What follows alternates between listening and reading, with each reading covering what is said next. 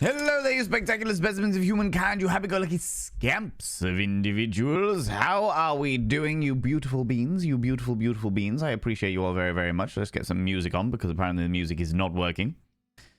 Care to explain? I am getting very fed up of having shit music services.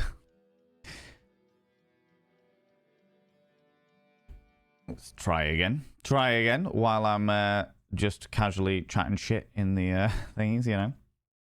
I'll say hello to you. How you doing, Max White? Hello, Eris Ptolemy. How's it going, you beautiful beans? Sazzle, you glorious individual. Max, you're in very early today. I hope everything's all good and dandy and fine and dandy and fun, you know. How you doing, Quain Cat? Hello, you beautiful individual. Max Wattage coming in for the 15 stream streak.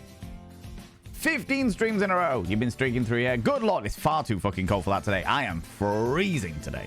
Absolutely fucking freezing today. So, I don't know how you're managing to streak about all over the place like that. Good lord. Good lord, I tell you.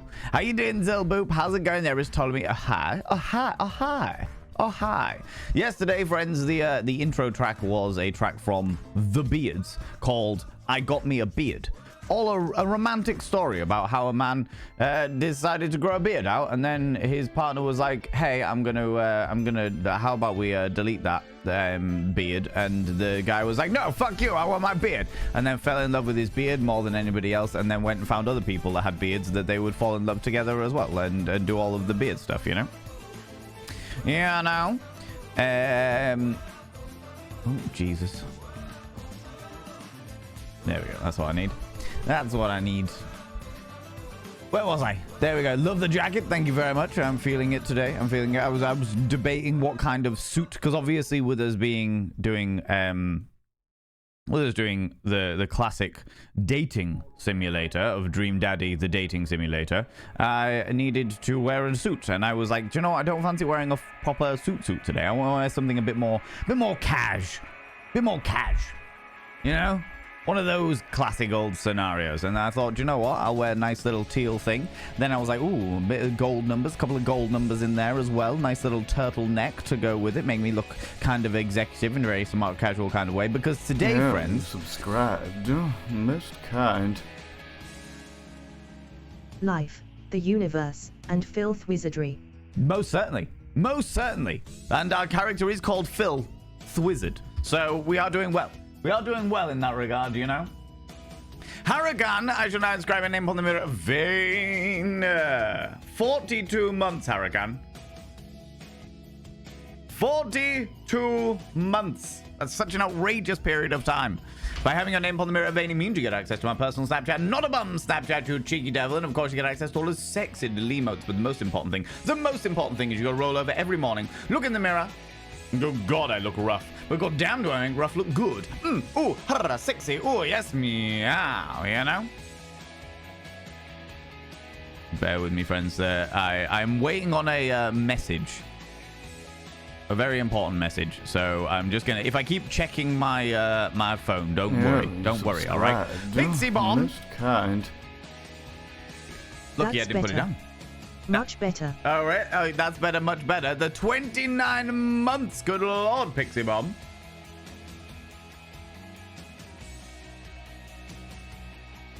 By having your name on the mirror of any means you get access to my personal Snapchat, not a bum Snapchat. You know this. We've just talked about this. And of course you get access to all the sexy little emotes. But the most important thing is you gotta roll over every morning, look in the mirror, and go, God, I look rough. But god damn, do I make rough look good. Ooh, sexy. Oh, yes, meow. How you doing, Pixie Bomb? How's it going? 29 months. And Hurricane for the 42 months. This is such an outrageous period of time. You know?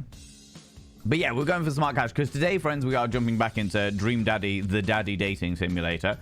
We're dating Coffee Dad today, which is hilarious because I don't like coffee. But he's taking us to a gig. We're off to the MOSH-PIT of love.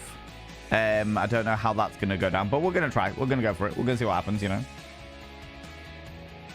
Anything's got to be better than Red Flag Robert, right? Warlock, how you doing? Just passing, got a bunch of pre-band practice stuff to do. Wanted to say hi, hope you're doing well. Doing all right, thank you very much. Doing as good can be. Doing as good can be so far, you know, Warlock.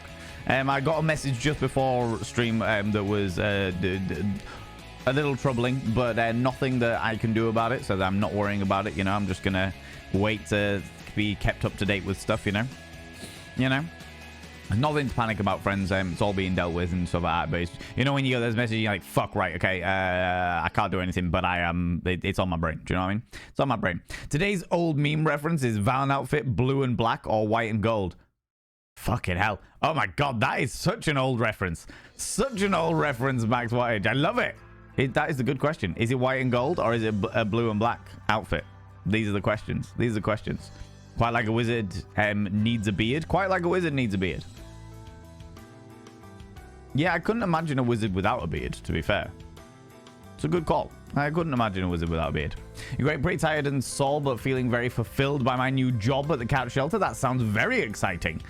Found out what I want to do with the rest of my life. Just look after cats.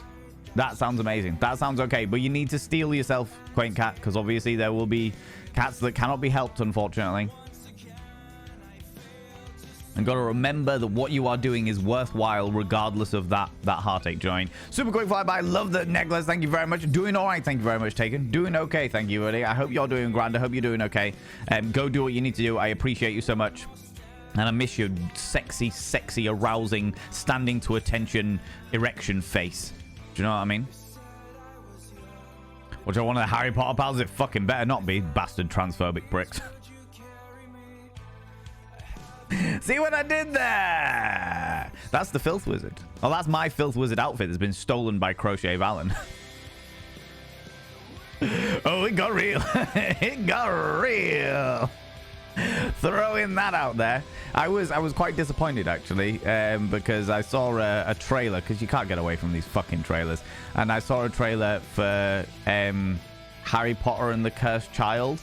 And considering, like, I'd always heard that Daniel Radcliffe had always stood against all the transphobia. He's still doing it. He's still doing it. He's still in there. He's still doing the fucking movie. Unless something's happened in the production of that movie that I don't know about, where they've somehow managed to cut out J.K. Rowling. I don't know how you can do that. Do you know what I mean? Especially as she is very open. Last thing I'll say, especially as she's very openly said, I am using the profits of Harry Potter in order to forward my transphobic agenda. And it's just like, fuck you. Fuck you. 99.9% sure it's a fan-edited trailer. That's interesting. Because I've seen it on, like... It wasn't like a casual sort of video. I didn't go and click on it. It was like an advert on somebody else's video, you know? Yeah, no. Anyway, that's me jumping on with our mutual friends. Couldn't turn down the amount of money that it would pay, but I don't blame the actors.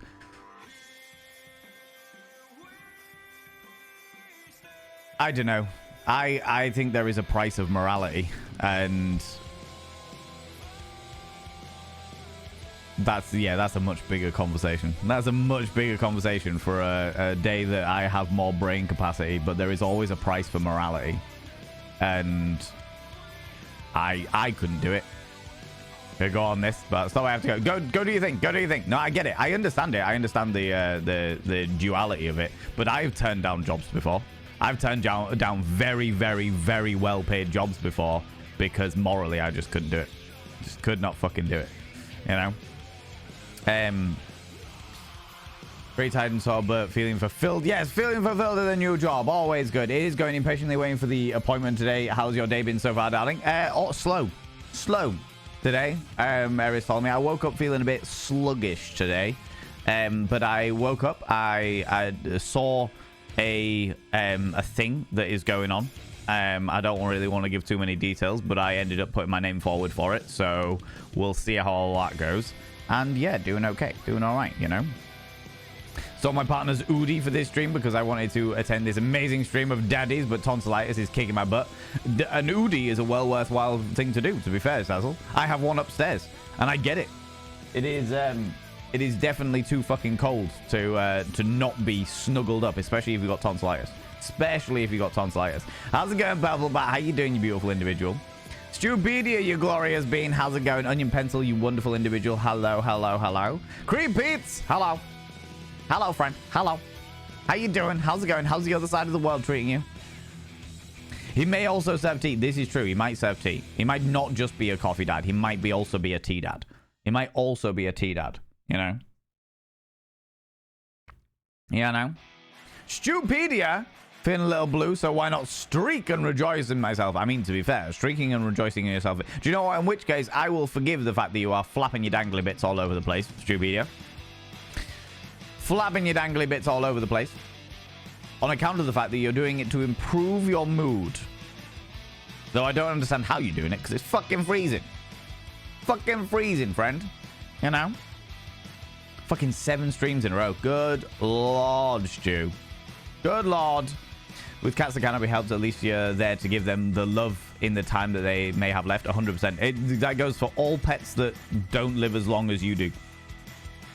Recently, having put down the family dog, Prudence, saying my goodbyes to them, it's one of those things. It's the price that we pay for the love that they give us, you know? 100%. I get it. I get it. 99.9% sure. No, feel like you do it for the Dans, but she's always doubling down and being a dickhead. She really is. Massive piss flap of a human being. Getting ready for the heartache. I'm looking at the vet tech course, so there's the first step, seeing if I can stomach everything. So far, it's going amazingly. That's what we love to hear. That's what we love to hear, Quaint Cat. You know? Feel like for other movies to include Beetlejuice. So they did announce that they were making a Beetlejuice too. Oh, while we're talking about fucking new movies of old franchises, we should talk about The Crow, shouldn't we? What the fuck have they done?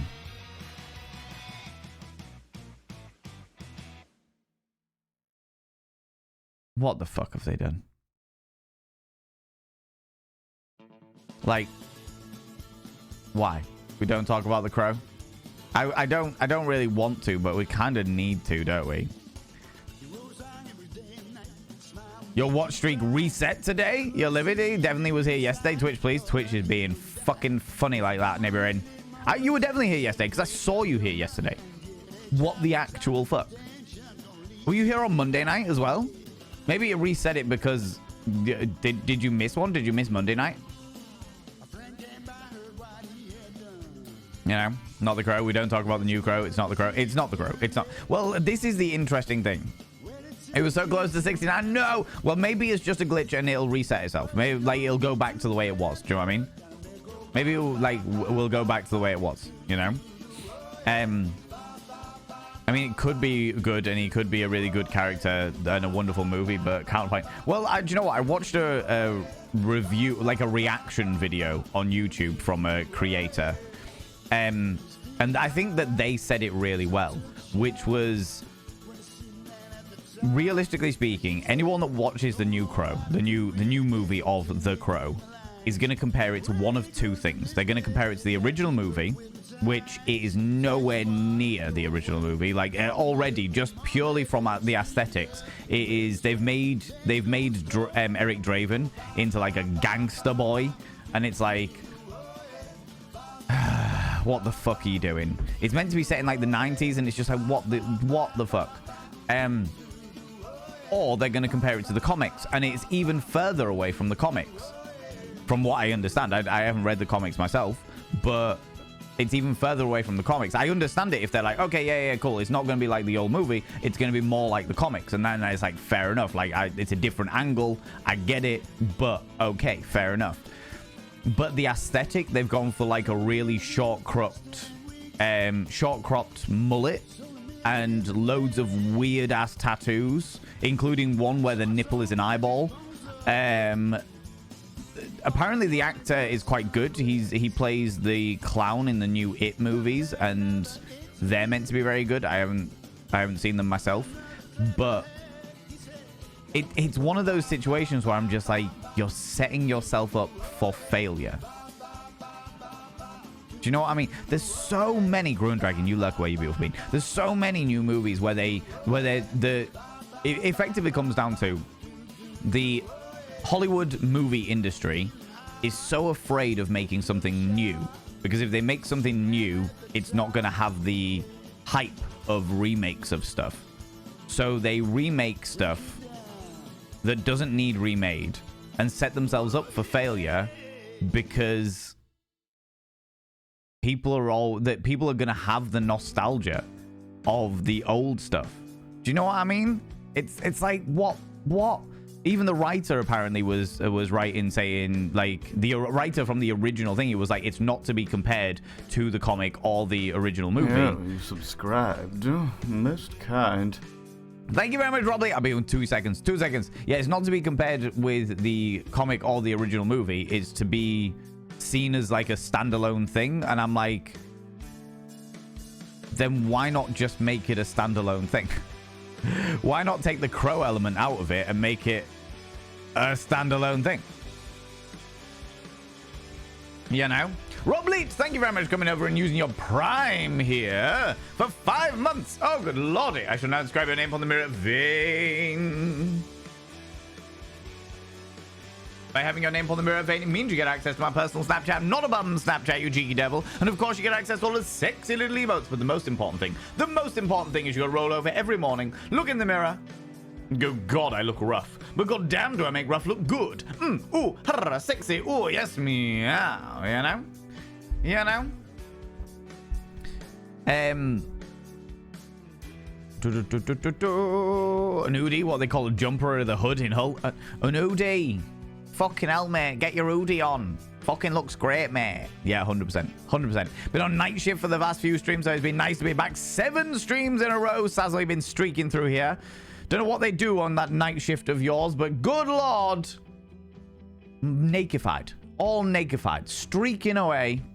Outrageous. Do you know what I mean? Your streak is always malfunctioning? Really? That's so shit. That's so shit. You know?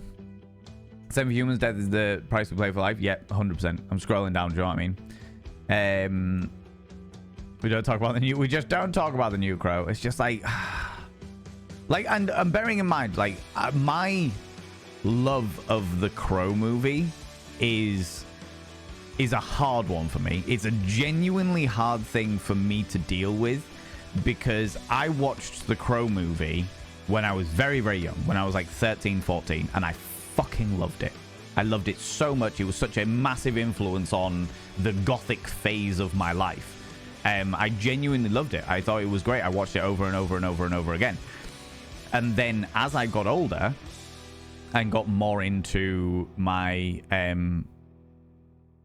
like obsession with sex and eroticism, the more I learned about body autonomy, the more I hated anything to do with like sexual assault and stuff like that.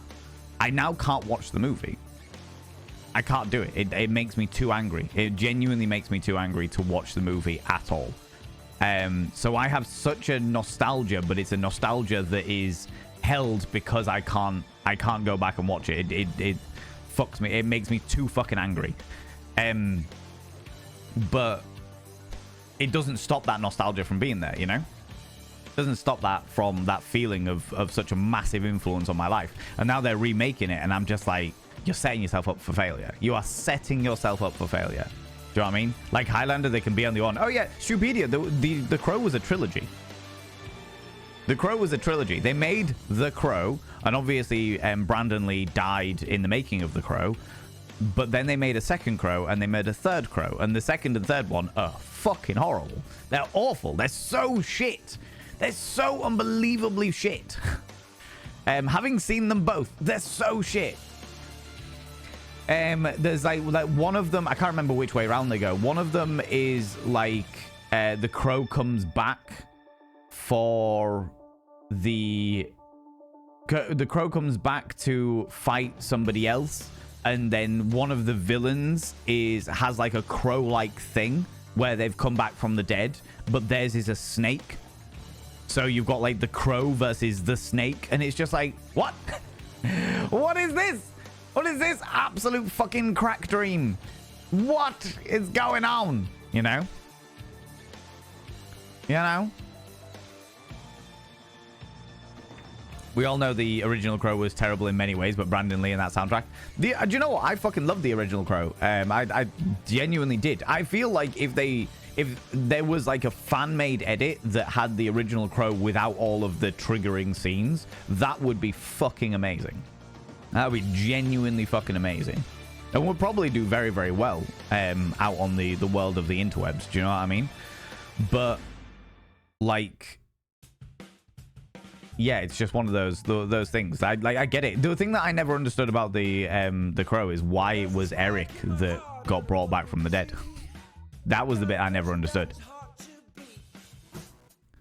Afraid you have some bad news. There was actually a 4th movie. No, fuck off, Ravaging Marvel. Really?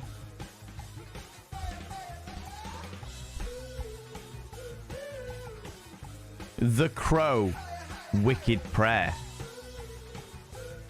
Had fucking David Boreanaz in it. As in Angel from Buffy the Vampire Slayer.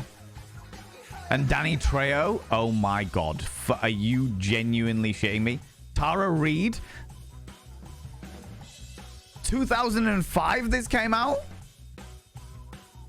Oh, it looks awful. It looks... oh, it's got a relatively good fucking... Yeah, you subscribed. Most kind. Oh my lordy, I'm getting 16 months. Mark time for another Twitch baby. Getting so distracted. 16 months, almost time for another Twitch baby. Red in the Wolf Designs. You cheeky devil. I will now inscribe your name on the mirror of vein. No, they were planning on making a TV series. I don't think they ever actually did.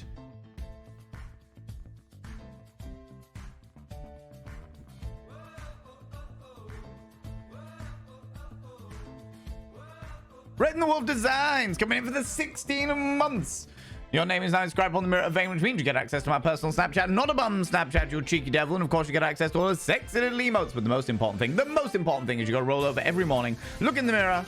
Oh God, I look rough. But god damn, do I make rough look good? Ooh, harra, sexy. Ooh, yes, meow. You know? They actually made it. Fucking hell. This, yeah, okay, so they've got... well, this is always fucking bad. When you go into the cast and you actually look at them, and it's like, okay, this person played pestilence. This person played war. This person played famine. It's like, okay, so they brought the 4 horsemen of the apocalypse to the Crow. Oh, that upsets me.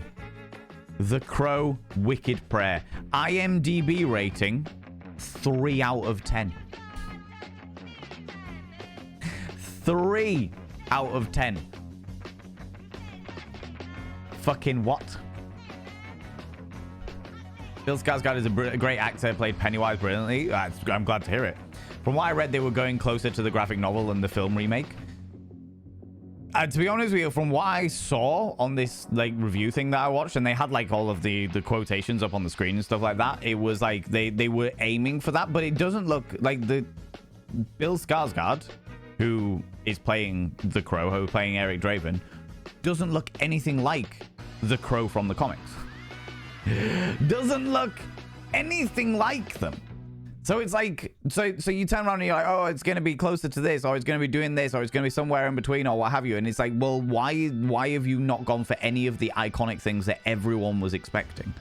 Everyone was, like, very few people actually are going to have read the graphic novels. So everyone's going to be comparing it to the movie, which is fine, which is all right. Like, you get situations where it's like, okay, this is actually closer to the graphic novel or the animated series or whatever. Do you know what I mean? But you just set yourself up for failure. They have literally set themselves up for everybody to go in and go, this is shit. And it's horrible, because even if it's an all right movie, like, I would be fucking amazed if it's an amazing movie. Do you know what I mean?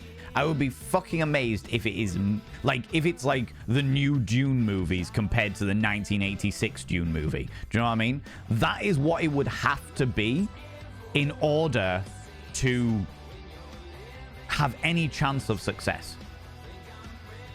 Just purely because of how much the budget, the stylization. In fact, you know what? They can't even do that, because what's already been brought out to show about the Crow has proved that it is not, like, stylization wise, the style wise, it's nowhere near close to it, you know.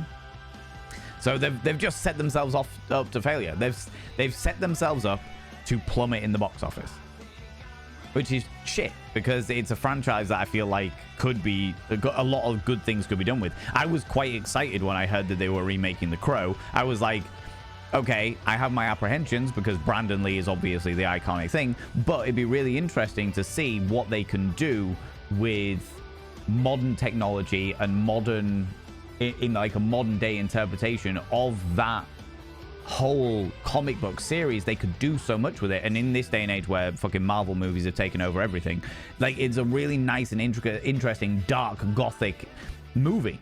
Do you know what I mean? That could be really fucking cool. And it's just like, no, actually, we're going to make Eric Draven like the Joker, but not like the Joker from the Batman like comic series. No, we're going to make him like the Joker from Suicide Squad. This can only go well. This can only go well. You know? The Joker that nobody likes, yeah.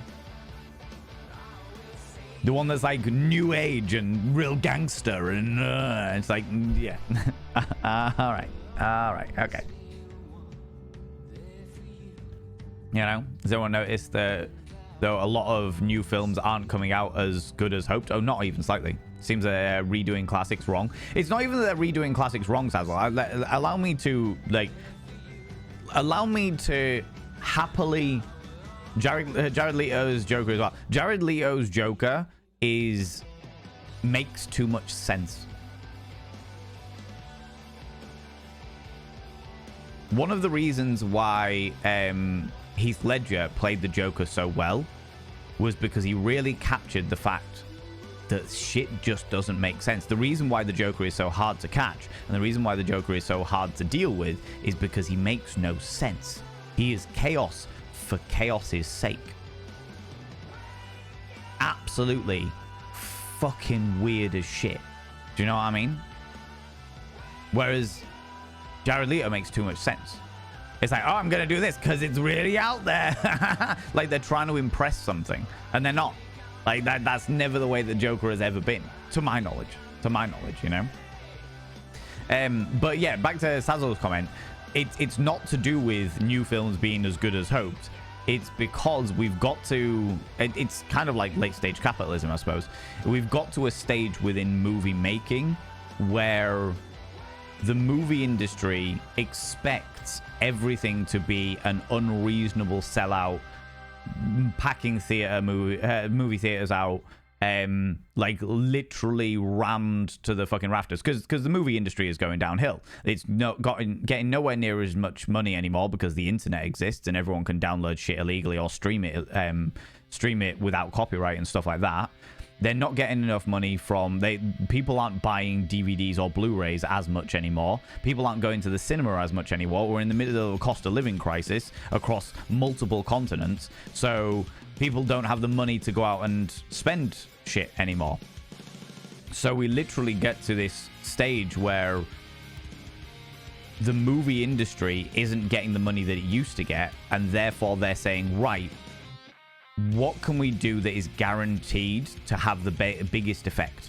From a business point of view, what can we do that is guaranteed to make the biggest effect on, like, in cinemas? And the only way to really guarantee it is either to spend an unreasonable amount of money so that the aesthetics are fucking divine, and the trailer is good enough to really lure people in and make them want to go out the house and watch something and what have you, or you remake something because all of the fans of the original one will want to find out what it's about. They'll either go and watch it because they're really interested and super hyped about what is going to happen and how they're going to change it and like how they're going to remake it and what have you, or they'll do it out of morbid curiosity. They'll go to the cinema to turn around and be like, yeah, this was shit. Let me review this. It was shit. You know?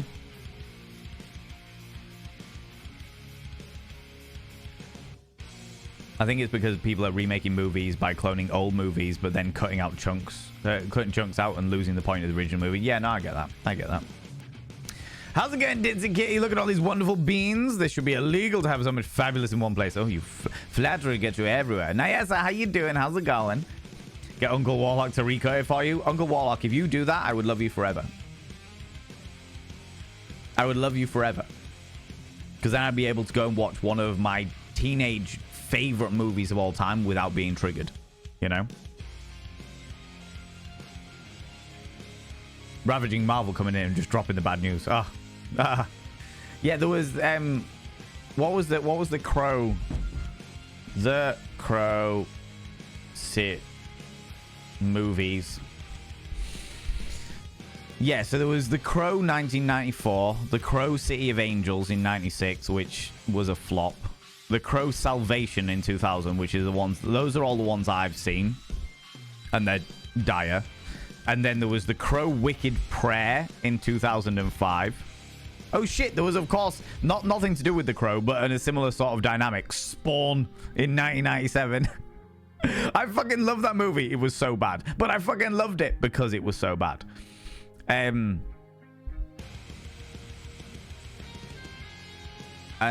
then this new fucking... And then you say there was a TV series as well?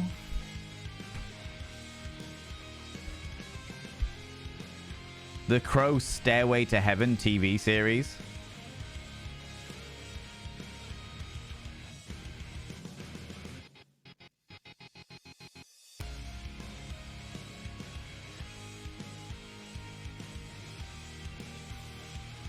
What the fuck?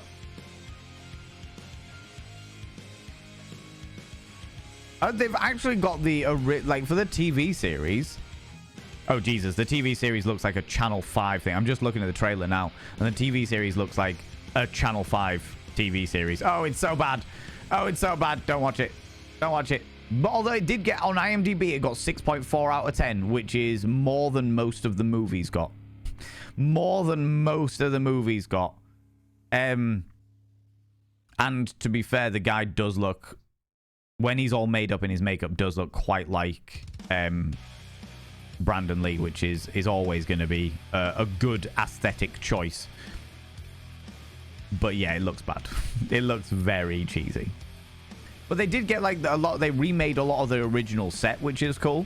Like they remade the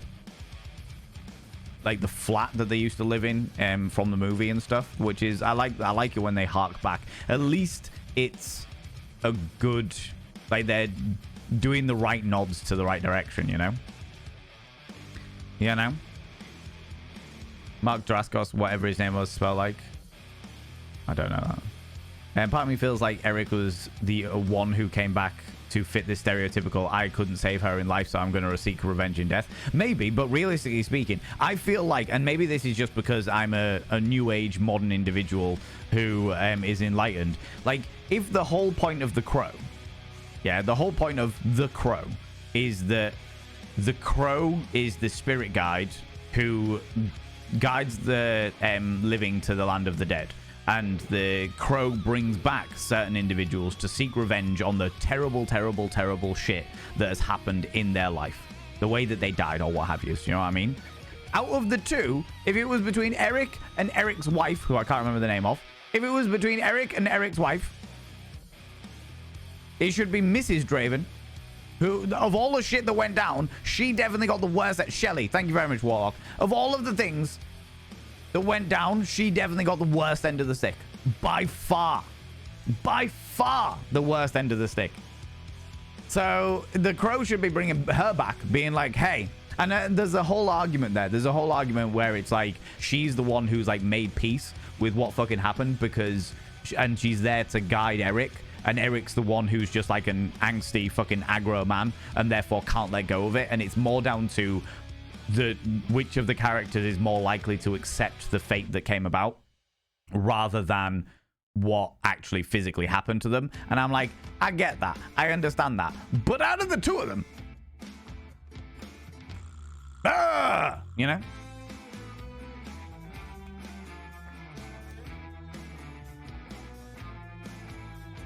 It's been so long since I saw The Crow, don't even remember their sexual assault. But they're pretty graphic. And I know because I was very much like you, Red Wolf Designs. I couldn't remember. I knew that it was included in there, but I forgot like what I was like. I knew there was bits of SA in there, but I was like, I'm not entirely sure where it, like how it goes down and what have you. So I went to see it. They did in one of my local cinemas. They did a re-showing of the original Crow movie, and I was like, I never got to see it in the cinema because by the time I was old enough to see it, it was well out of the cinemas. Do you know what I mean? And I was like, oh my god, that'd be really fucking cool. So me and a couple of friends went to see it at the cinema to watch it on the big screen and was like, oh my fucking god, this is going to be amazing. This is going to be fantastic. And then, yeah, the flashbacks are pretty graphic. And I was like gripping the side of my fucking cinema chair, just fucking seething. Just so angry. I nearly walked out. Because I was just, I'd forgotten, because of my teenage mind, like when I got really addicted to watching it when I was a young goth, I'd forgotten all of that stuff. So as an adult going back with all of my personal triggers, as it were, the things that really trigger my anger in regards to like sex and sexual assault and stuff like that, they're pretty graphic. Pretty graphic, you know.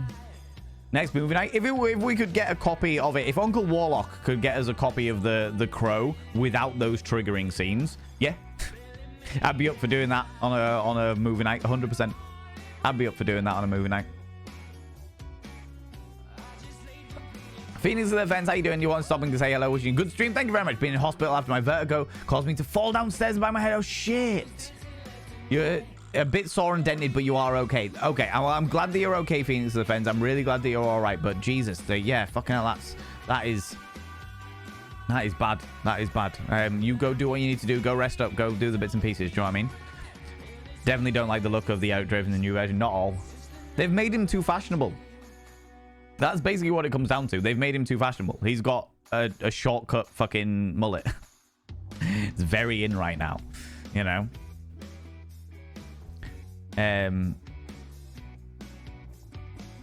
Send all the healing faults. Yeah, thank you very much, everybody. I showed my 19-year-old picture of both the first movie and the remake, and he liked the style of the old bear. Good. There's a certain elegance about the old Crow. And that's what I like about it. I'm an elegant person, do you know what I mean? But love the original Doom movie, even if it was silly in places. The new one I really love. Can't wait to see part 2. I saw part 2 in the IMAX on Sunday night, and I'm going to see it again tonight with my brother and my dad, because bonding time with the family. But yeah, it's fucking sensational. Absolutely. I will give you no spoilers by any stretch of the imagination, but it's great. I really enjoyed the old Dune movie, the 1986 Dune movie. Even if they did invent entire sections of it in order to... For no reason.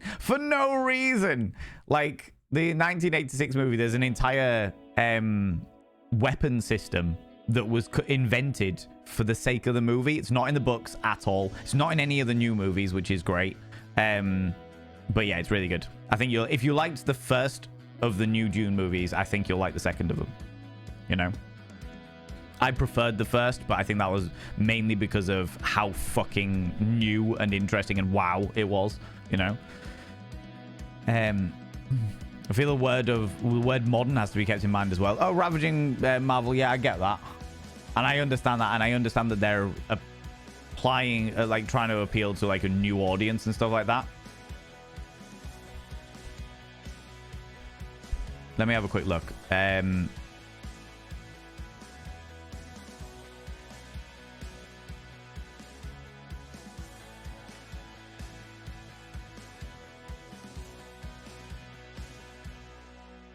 Like, just as a point of perspective.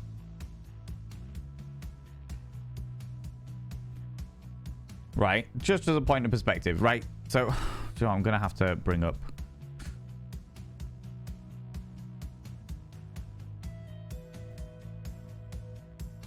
Where's the original Crow? There's the iconic image of the Crow. All right. Open image in new tab. Okay, so friends, look. Okay. This is the iconic image of the Crow. This is Brandon Lee as the Crow from the 1994 version of the Crow. Very dark, very gothic, very mysterious. All right. Sexy as shit, if I'm completely honest with you.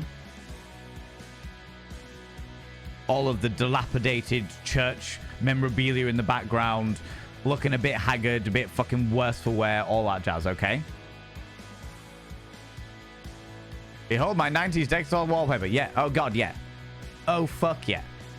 Maybe you're in 110%. I had this as a poster in my room when I had posters in my room, all right? So, this is the original Crow, and he wore like a big fucking trench coat over the top of that and all that jazz. Do you know what I mean? The new Crow, like, this was me literally just Googling the Crow reboot. Okay, to try, not even to try and get like images or anything like that, but I was hoping that I could find out a little bit more about what was actually going on and what have you. Do you know what I mean? Whether it was made to modern or what have you. And this image pops up. So this is the original Crow. Stood in the mysterious. And it's like, it's cool. I got absolutely no fucking qualm with bringing some multiculturalism in here. If this is meant to be Shelley, on board that. Got no qualms about that by any stretch of the imagination. I know in some of the other Crow movies, I think it was Crow 3. No, the Crow 3 and the TV series. Eric Draven isn't white. Got no qualms with that. No qualms by any stretch of the imagination. But why are you so fashionable, Eric Draven? With your tattoos and your fucking bomber jacket. She has got, yeah, she is completely and utterly. Like, I get it. I get that they're trying to make a modern version of it, but it's just, it misses the mark so much for me. As something that was a goth icon influence throughout the 90s and 2000s, to be fair, they have gone so far away from the, like, a goth aesthetic, even vaguely a goth aesthetic, into this rude boy gangster. Yeah, I'm just fucking out. Do you know what I mean?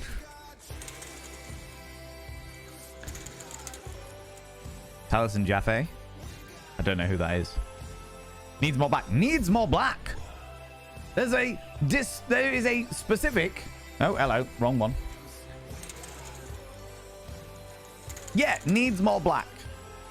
There is a specific, a very specific lack of black in this gothic, in this extremely gothic franchise going on here. Do you know what I mean? You got that mumble rapper reject look. Definitely a note from me. Yeah, I feel like that. I wouldn't say necessarily say reject, but the mumble rapper, definitely. It looks like he's about to lay down some beats. Do you know what I mean?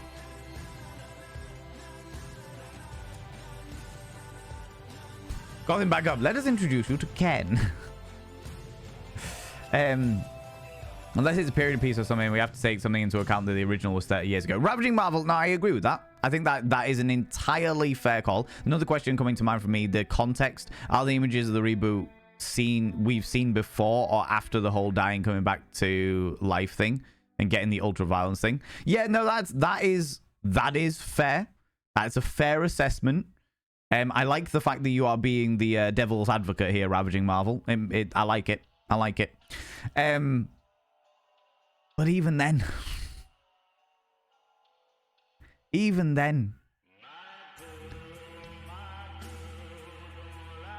I'm struggling with it. I'm really struggling with it. And I desperately tried to take it with a pinch of salt. Do you know what I mean? I was apprehensively hopeful. And to be fair, if the aesthetic was slightly more of a goth persuasion, shall we say? And the iconic, the whole thing was the makeup and the long hair and the black. Do you know what I mean? That was the whole thing. I feel without that stuff, you're kind of like, those are like the iconic things, both from the animated novels as well. The Crow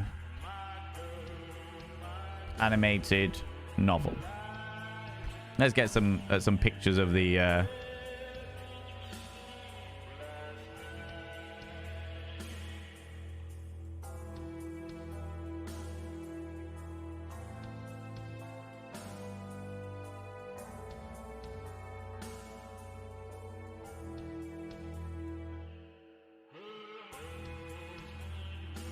Let's get some pictures up here. I'm trying to find pictures to see if there's any that are like the new image, like the new aesthetic. Do you know what I mean?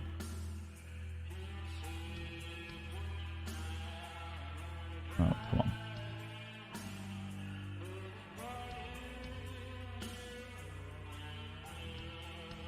Okay, let's have a look.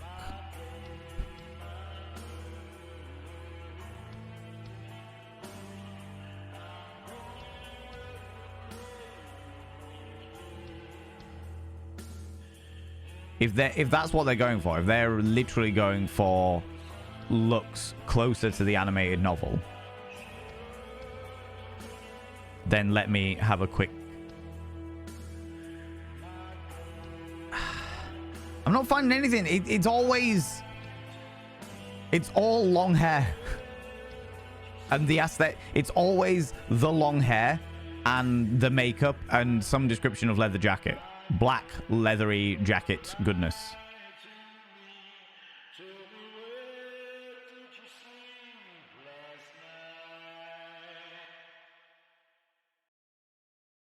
Okay, let me show you what I've found, because the last one is a little bit more like it.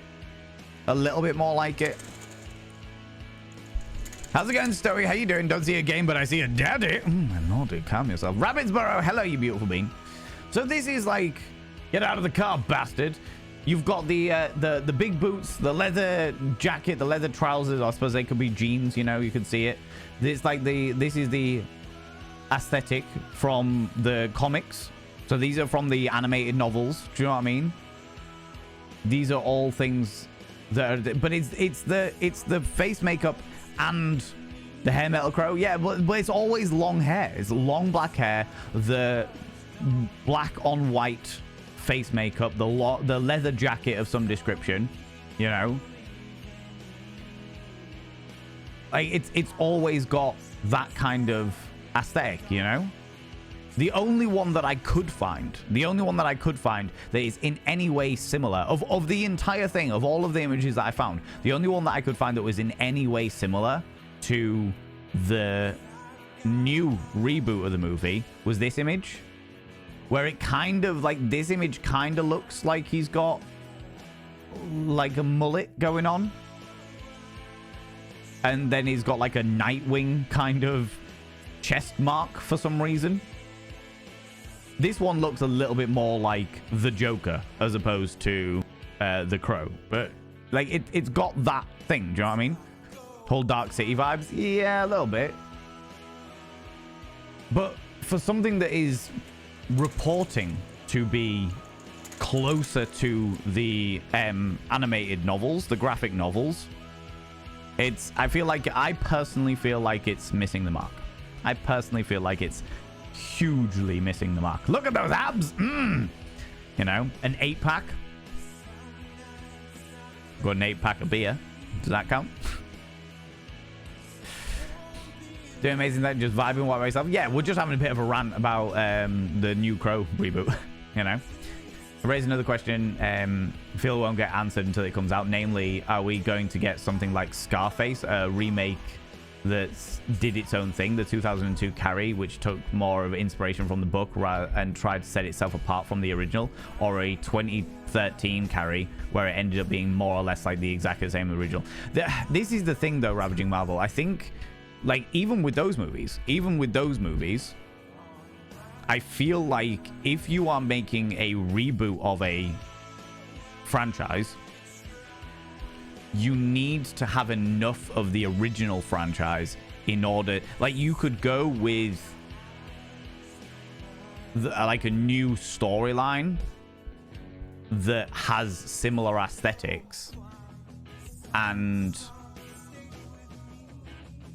do you know what I mean? Like, the thing about remakes, and I have to say, do you know what, I keep calling it a remake, and it's not marketed as a remake, it's marketed as a reboot, which is very important, because a remake is a making of the old one, whereas a reboot is we're starting again with the original source material and making something new, which is evidently what they're doing.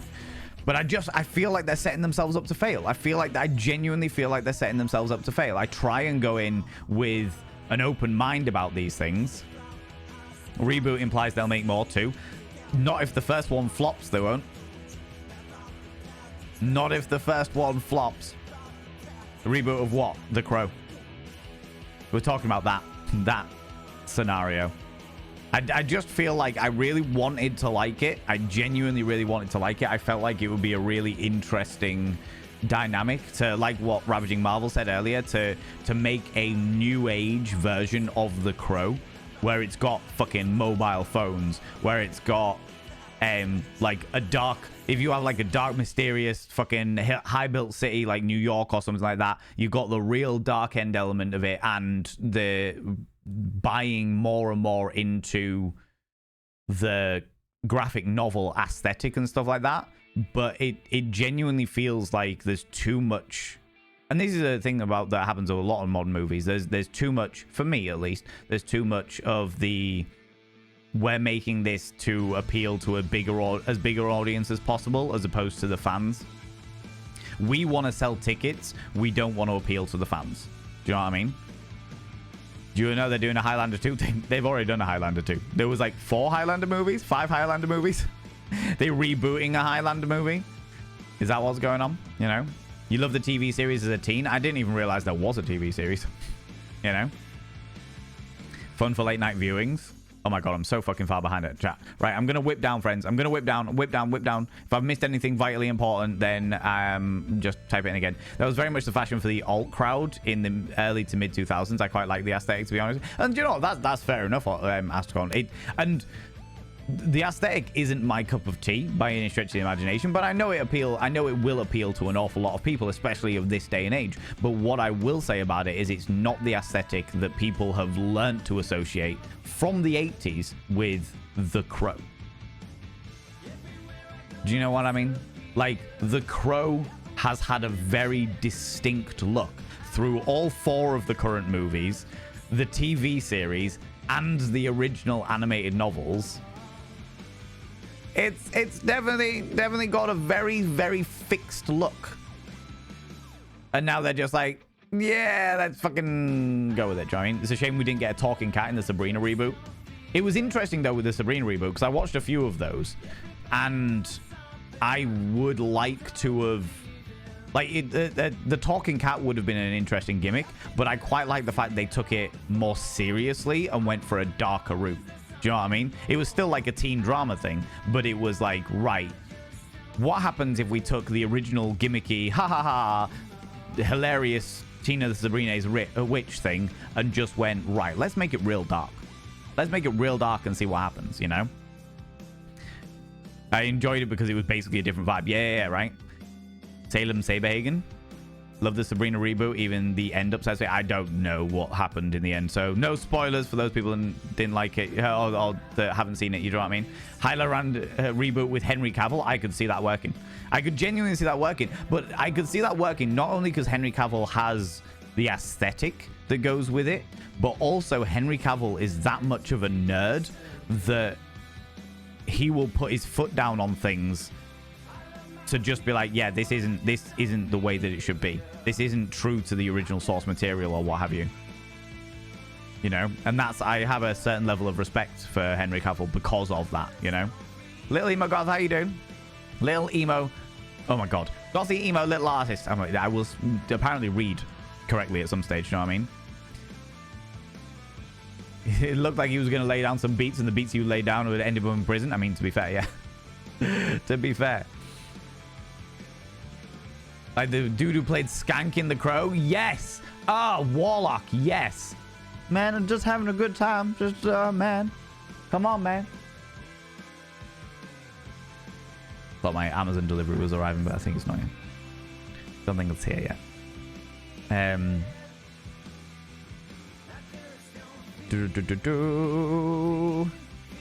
Is this The Crow or just my DeviantArt post or Stream Daddy? I mean, this is the question, right? This is the question. Look, come on, looks more like the wrestler Sting modeled his look on The Crow. I don't know anything about wrestling, so that one is way over my head. I'd kill for ads like that. I want a 6-pack, but I only got a keg. I'm allowed a keg. I got a fucking brewery. Classic Junk, how you doing, you beautiful bean? Maybe in the 90s, they were like, what is scary? Long hair, white face, dark clothes, and violence. In the 2000s, in the 2020s, they're like, what is scary? Chlamydia.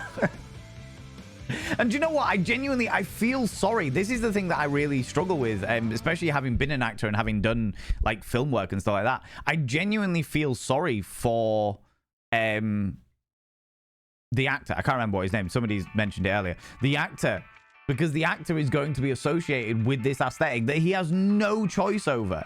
It, like, the aesthetic, when you go into these movies and shit like that, you don't get, unless you're like a massive fucking multi-millionaire actor that has the influence to turn around and say, no, I'm not fucking doing that. The actor has no influence over how the stylization goes. So the actor's going in being like, cool, you want me to play The Crow? Right, okay, this is going to be a massive challenge because it's such a well-known and well-loved character. I'm going to have to put my own spin on it, but I need to pay enough tribute to the original source material that people aren't going to fucking hate me just for being slightly different, you know? I'm going to accept the role, go and do the research, see what people have done before me so that I can do it again and crack on and do all this stuff. But... Oh, what's that? Oh, you want me to wear... All right, never mind. That's... all right, I'm out. Go. Yeah, sure. Cool. Sure. Why not? Let's do it, you know? Let's do it. I feel sorry for the actor. I really do. Music pause. Friends, it is time for What is Valen Wearing Today?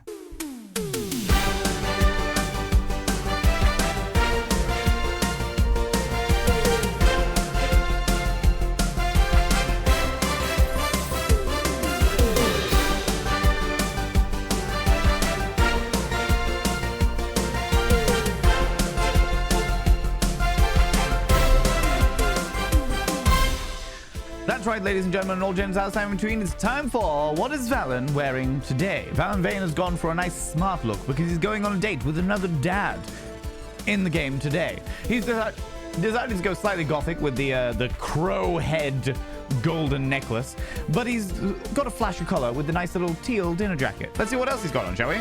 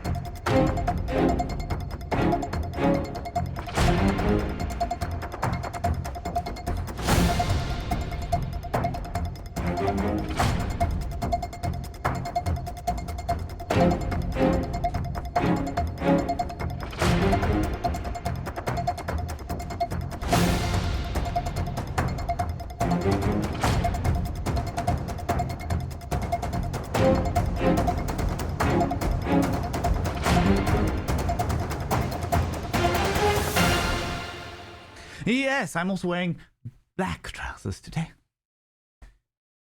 Black trousers to really make that wonderful dinner jacket pop.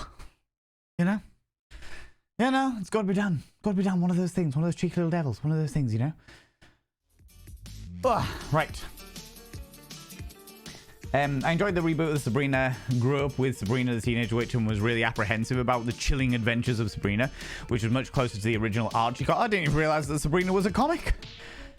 But as an adult, I like the new one much more. Less 90s cringe. There was a lot of 90s cringe in the original one, I have to say. Wonder if it could lead to adaptations of other Crow stories as well. Ravaging Marvel, out of interest, friend. Thank you very much for all the dancing, by the way, friends.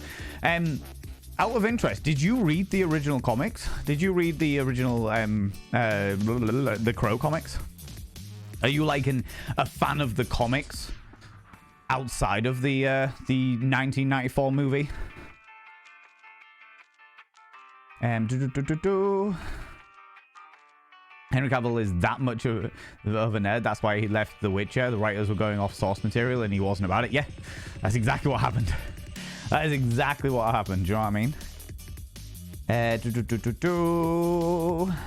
Ask Chunk who Sting the Wrestler is. The dude who looked like the Crow? Oh, okay, there we go. I was about to say, I have no interest in wrestling. I had an interest in wrestling when I was like 13, 14 years old, and then very quickly got bored shitless of it. So I was like, yeah, I'm good. I'm all right. I'm all right. No interest. Do we need to do a search of image for Sting now? If I was going to search an image of Sting, Ravaging Marvel, I would be searching Sting from the band The Police. And probably Sting from the movie, like when he played Fade Ralphard in fucking the Dune 1986 movie. No, Fade and Raban. Yeah, Fade Ralphard, yeah. Roxanne, you don't have to put on that red light. Stream on Twitch for money. You can sub or throw bits all night. Roxanne. He reached fame just as checking out from wrestling. That's fair.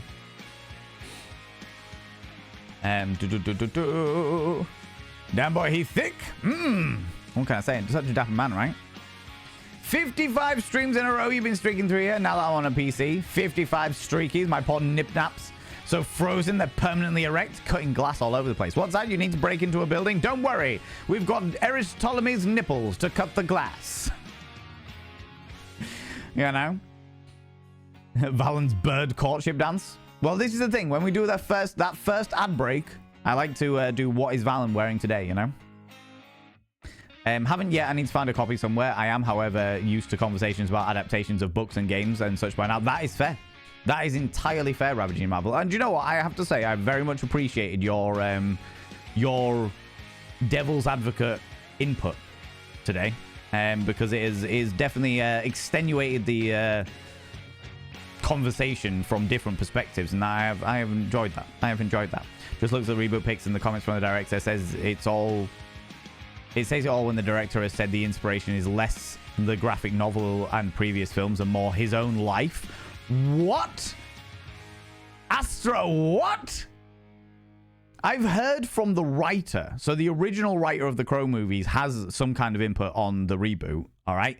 I get that entirely. But what? The director has been like, yeah, I am not taking influence from the original source material. Either the source material as a graphic novel or as the series of movies that came from it. Even the shit ones. Do you know what I mean? I'm going to take that information. I'm going to base it more from inspiration from my own life. Ah, fuck that noise. Work luck, see you later. And Launch Scribble, appreciate you. Thank you very much. Is it Nauga? Nauga fanboy, welcome on in. How you doing? How's it going? I hope I pronounced your name right. Please allow me to welcome you in. You know what I mean? And my friend's going for a coffee with a friend. You take it easy, Classic Chunk. Have a wonderful, wonderful day. Tatty bananas. You know? Now, yes, the streak continues with 5 streams in a row. You must be getting chilly right now. The weather is getting ridiculous. I'm expecting all of the streaking going on in here come summer, all right? when everyone's welcome to get all nudified and up in people's business. You know what I mean? Consensually, of course. Consensually. So this guy is basically doing a self-insert under the crow name. I mean, that's what the information we have just been presented with, Astrocom. That is the information we have just been presenting with. It has to be said. You know? The Crow, an autobiography. Do you remember that time that I died and then got brought back from the dead by a black feathery bird in order to seek my revenge on people that had wronged me in my life? Yes, I remember that. Biography. What the fuck? You did. Amazing. Amazing. How you doing? Welcome on in. Welcome on in. Friends, we are going to jump into the game. We're going to jump into the wonderful game of Dream Daddy, the dad dating simulator. Ooh, you little stalker. Thank you very much for the follow, you beautiful bean. I don't like to call people out, just in case they're lurking, but you're not lurking. So how you doing? Welcome on in, Nauga. What was that noise? What are you doing, Chunk? Oh, you Chunk was humming the "What is Valen wearing today" theme song because he can. Because it's obviously that level of addictive. It's very catchy. It's designed to be catchy, to be fair. You know. How's it going, very powerful nerd? How you doing? At least insofar as the look goes, yes. More from his own life, apparently from when he was a squat raving in the 90s. The look in the graphic novels and movies. Could somebody find out for me? Could you do me a massive favor, friends? Could you find out if there's any information, at all on what era the new Crow is set in? Is it set in modern times or is it set in the 90s? Because squat raving was definitely not what the Crow... The Crow was in a 90s rock band. What? Adaptation talks? Yeah, I'm just rounding it all up. But yes, we were just talking about the adaptation. But let us jump into the game, friends. Friends, I like to play games without any kind of hints, tips, any nothings. The less I know about the game, the happier I am as a human being, you know?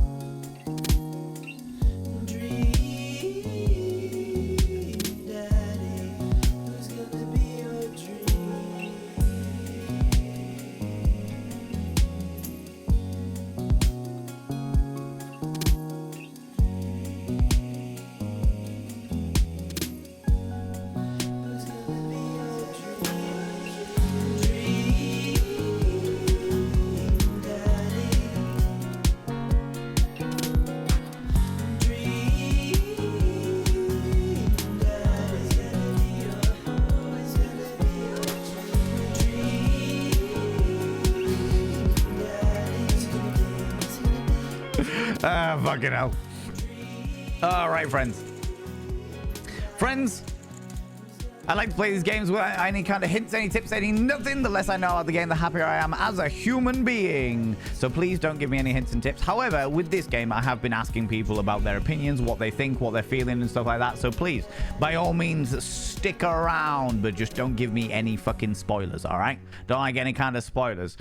We are in the process of going on our first date with Coffee Dad.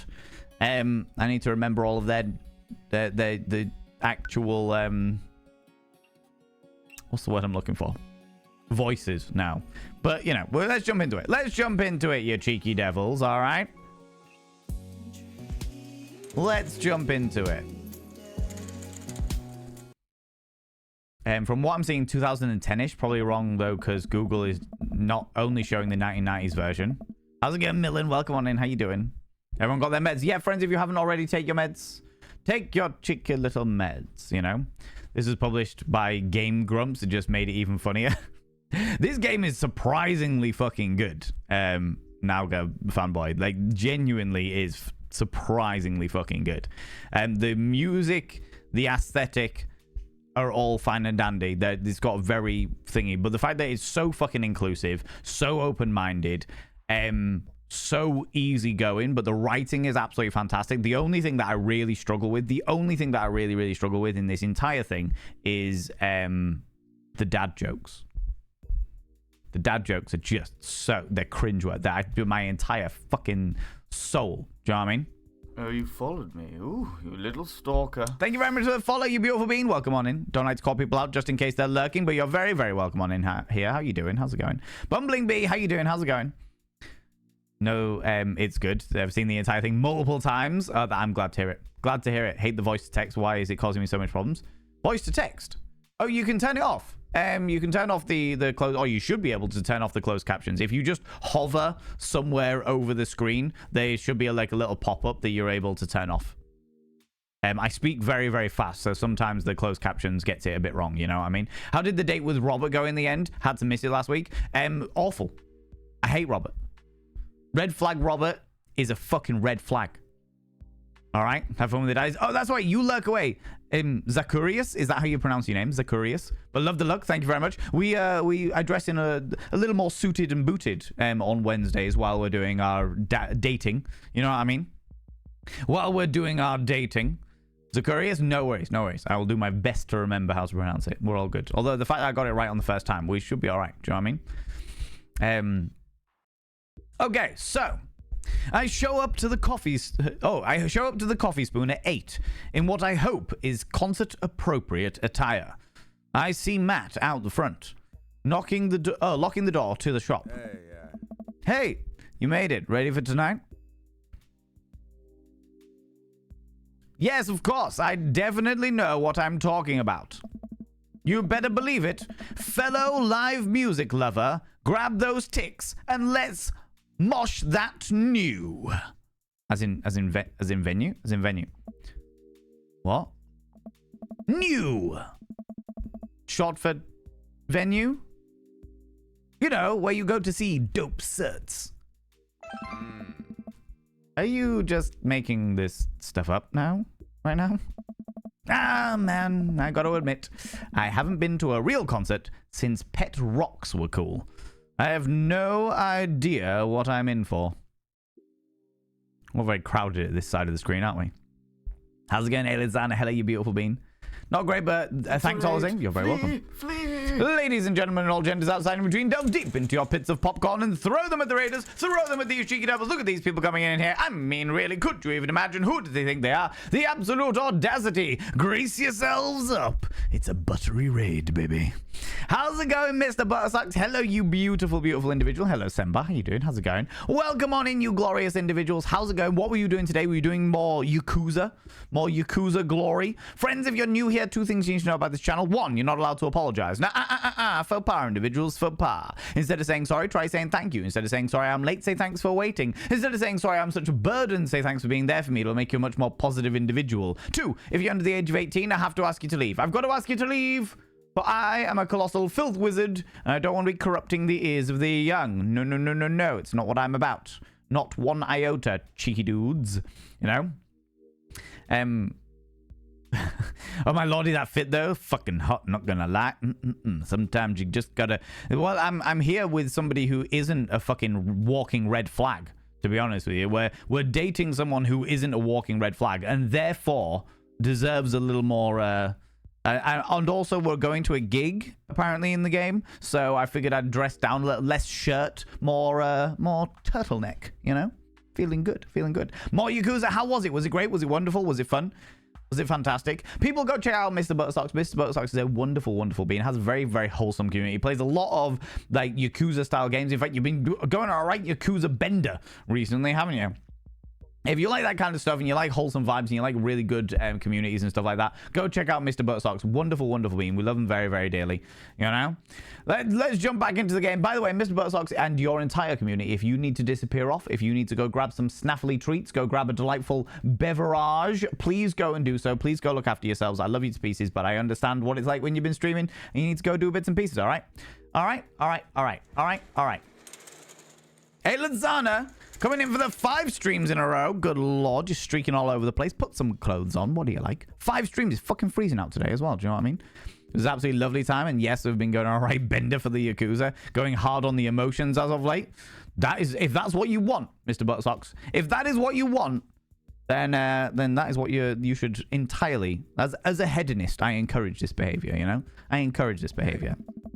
Did your daughter make you take her to one of those boy band concerts where everybody holds signs and scream cries? Yeah? Yes. I got 2 lined up next month. Still can't get the glitter out of my car from the last one. Stay strong! Hey. But dude, I get to take you on your first concert in a long time. This is going to be awesome. Just hang with me, Phil, and you'll be good. This scene is super supportive, and it'll be a blast. Quick question. Hey. Shoot. What is scene? Matt let out a tiny laugh. Oh. sorry. It's just weird because scene can describe a music scene as it pertains to a community of people who like the same genre, but it can also describe a genre of music no one wants to admit they were into. Matt looks off into the middle distance and says nothing, but I can tell he's thinking, never again. That's confusing. Hey. You'll get it. The important thing tonight is that you enjoy yourself. Come on, let's head to the show.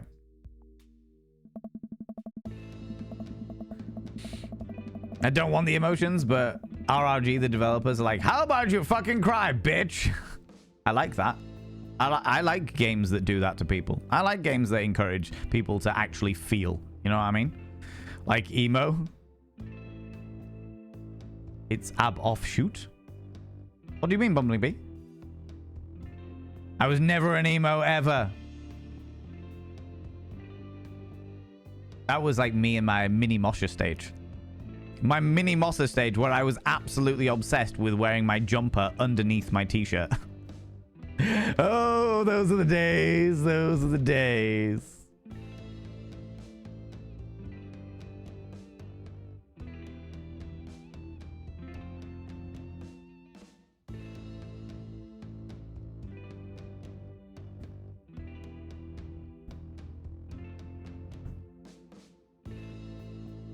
I was trying to work out what the fuck was going on for a second there because I heard some banging and I've just seen out the window that Chunk is smacking his car mats on the wall and what have you. Sembar, thank you very much for sending that message. I will indeed respond to it after stream. After stream trams. J-Rex, how's it going? How you doing? Welcome on in. Cena's like emo is an offshoot of emo. Oh yeah, I am aware. Said read it after stream. Yeah, I just did a quick glance. I didn't read it all. I read the bit where it says read after stream, and then I read a tiny little bit just because it caught my peripheral vision, and then it's all good. It's all right. RG of my heart in a vice. They can always make me cry. Sometimes I can hold it. The last game I could barely. The lovely Sen can attest to that. Aww. I love games like that though. Do you know what I mean? After waiting in a short line to get in, we finally find ourselves in a small venue with a stage at one end and a bar at the other. Most people here are closer to Amanda's age than mine. I suddenly feel very out of place. My waning youth is showing. I am suddenly aware of my mortality.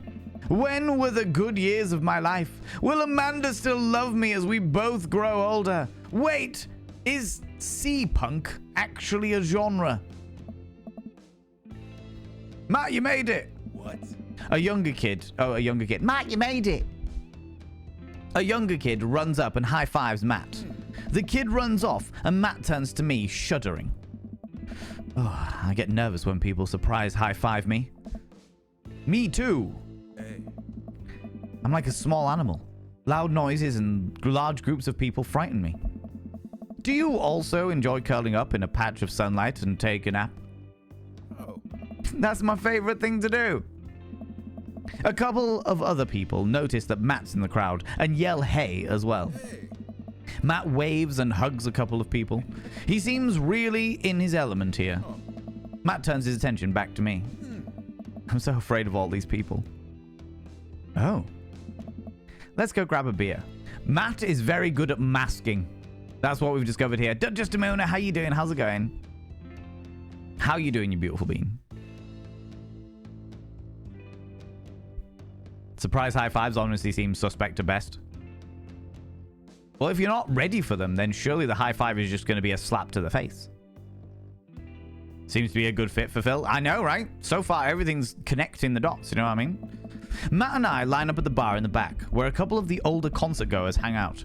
A couple more people notice Matt, and tip their drinks at him. Hey. It seems like you're a popular guy out here. Hey. Yeah. I go to a lot of shows. It's a really cool spot. Oh. But it's times like these where I realize that I can only be charming and funny for about 5 minutes before I run out of stuff to talk about. Hey. And then I become keenly aware of where my hands are. And that there's no comfortable place in your mouth for your tongue to rest.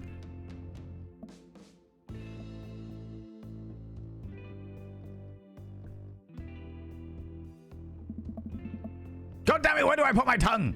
Hey. See? Well, I've known you for more than 5 minutes, and I still think you're charming and funny. You just wait. We grab our drinks. This scene seems really friendly. I don't know why people wouldn't want to admit that they listen to it. Let's check out the merch.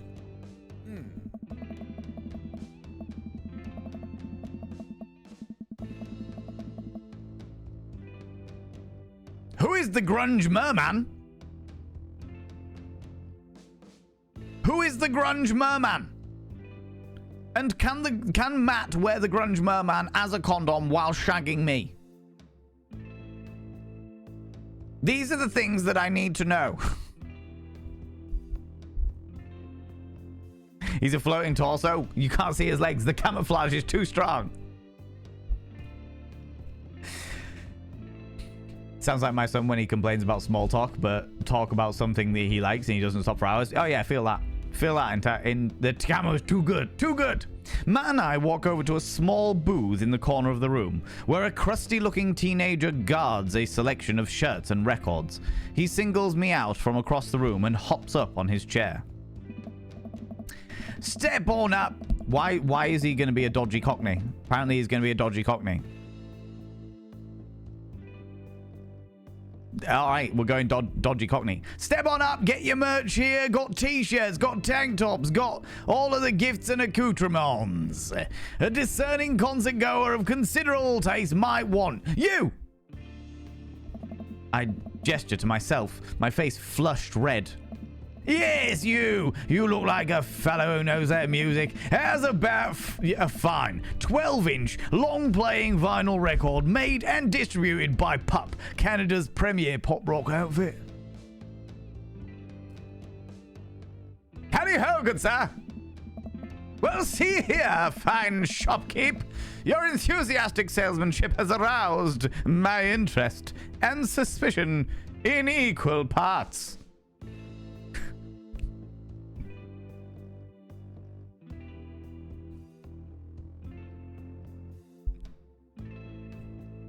This is exactly how I would respond. This is exactly how I would respond. He's a teenager from Hollywood, looks 35 to 45, but is actually only 18 or 19. Cockney emo. I am rough and ready, but real in touch with my emotions. Do you know what I think it might be? It's the seaweed hair. The green is making me think of the Hitcher from Mighty Boosh. You know. How can I, a consumer of the finer goods in life, trust that your wares to be true of spirit? A fine question from a discerning patron. Evidently, Pablo has been smoking 40 cigars since he was 2 years old because he sounds so rough. Hello there, son. Calm yourself. Okay, Pablo, you can give it a rest. The teen hops off his chair and takes a seat. Your friend looks... no, even better. The sales pitch is in Cockney because that's his sales pitch, but he actually sounds like this. Your friend looked lost, so I figured I'd give him the old razzle-dazzle. How the hell are you, Matt? This is it. Pablo is my new favorite person. His sales pitch is in gruff Cockney, but his actual voice is really high-pitched. Yeah? Having a good time. Hey. Day by day, my man. They do that thing where they high-five, but also turn it into a hug. You want I'm doing better? She's still single. If you want to be my dad, I could make that connect. And have to deal with you every single day? Fair enough. Who's your bud? Hey, That's Phil. Thought I'd bring out a concert pal. Pablo leans close to Matt. Is Phil cool? Matt eyes me. I eye him back. He cracks a smile. Hey. Yeah. Pablo brings me in for a bro hug. My dude. I'm not sure what to say, but given the courtesy, 2 pats on the back is as customary in our society for people who you don't know super well, but still want to be friendly to. Oh. Pablo's a total card. Kids play the hell out of bass. Or kid plays the hell out of a bass. Yeah, man. When are we starting our witch house band? Hey. You know I'm out the game. It's a shame, you know. Vacant veil. We could have slayed. It'll slay once you actually start making music instead of just printing a bunch of band shirts. We got the sickest logo. While Matt and Pablo talk, I check out the merch. These shirts are really nice. Oh. Looks like the opener's coming on. Let's get a spot up close. Hey. Matt and I walk over to the stage where a crowd begins to form. The band walks on stage and picks up a variety of strange instruments. Is that a harpsichord?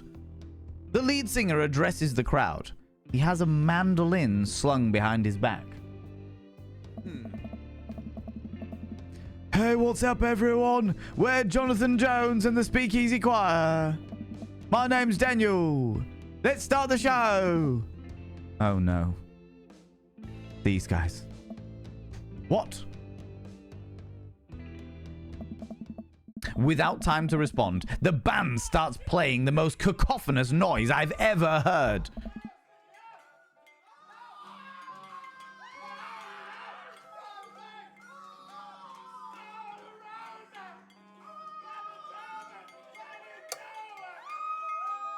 I was hoping I could...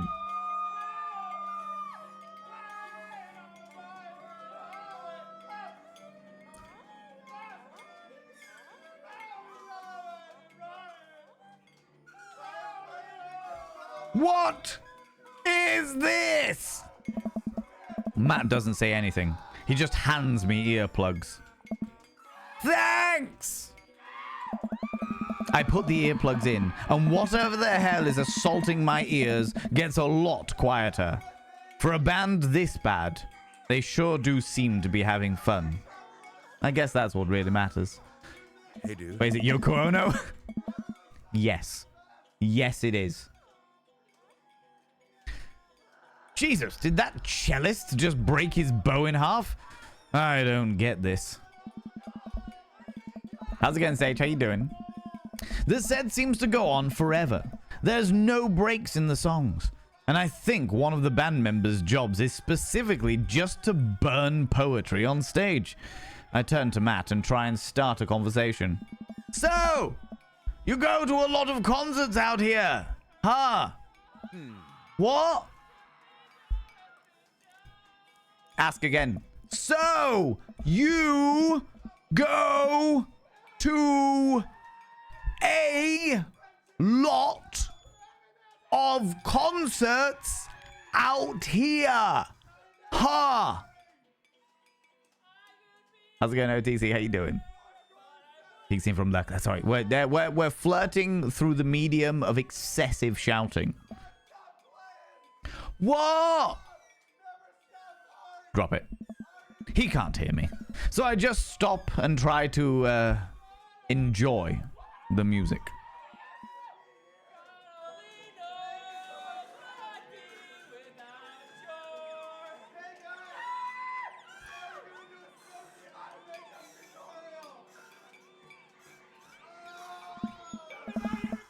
Okay, no. This is impossible. How long have they been playing this same song? 10 minutes? 20 minutes? A year? Eventually, the set ends. But only after the drummer sprains his ankle during his saxophone solo. They promised it was part of the act as he was carried off stage, crying.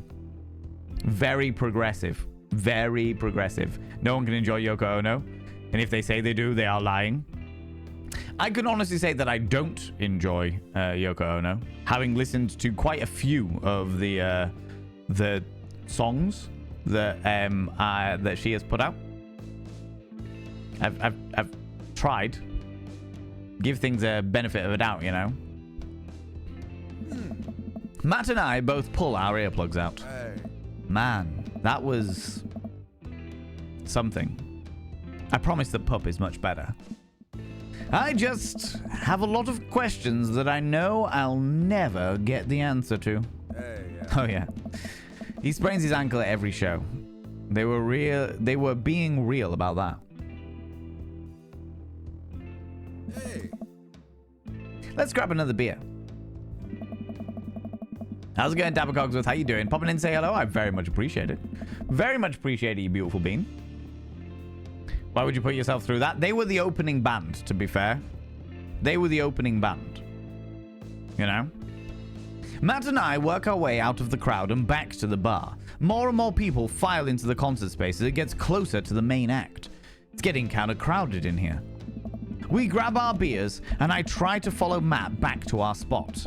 But there are so many people that I'm having a hard time keeping up.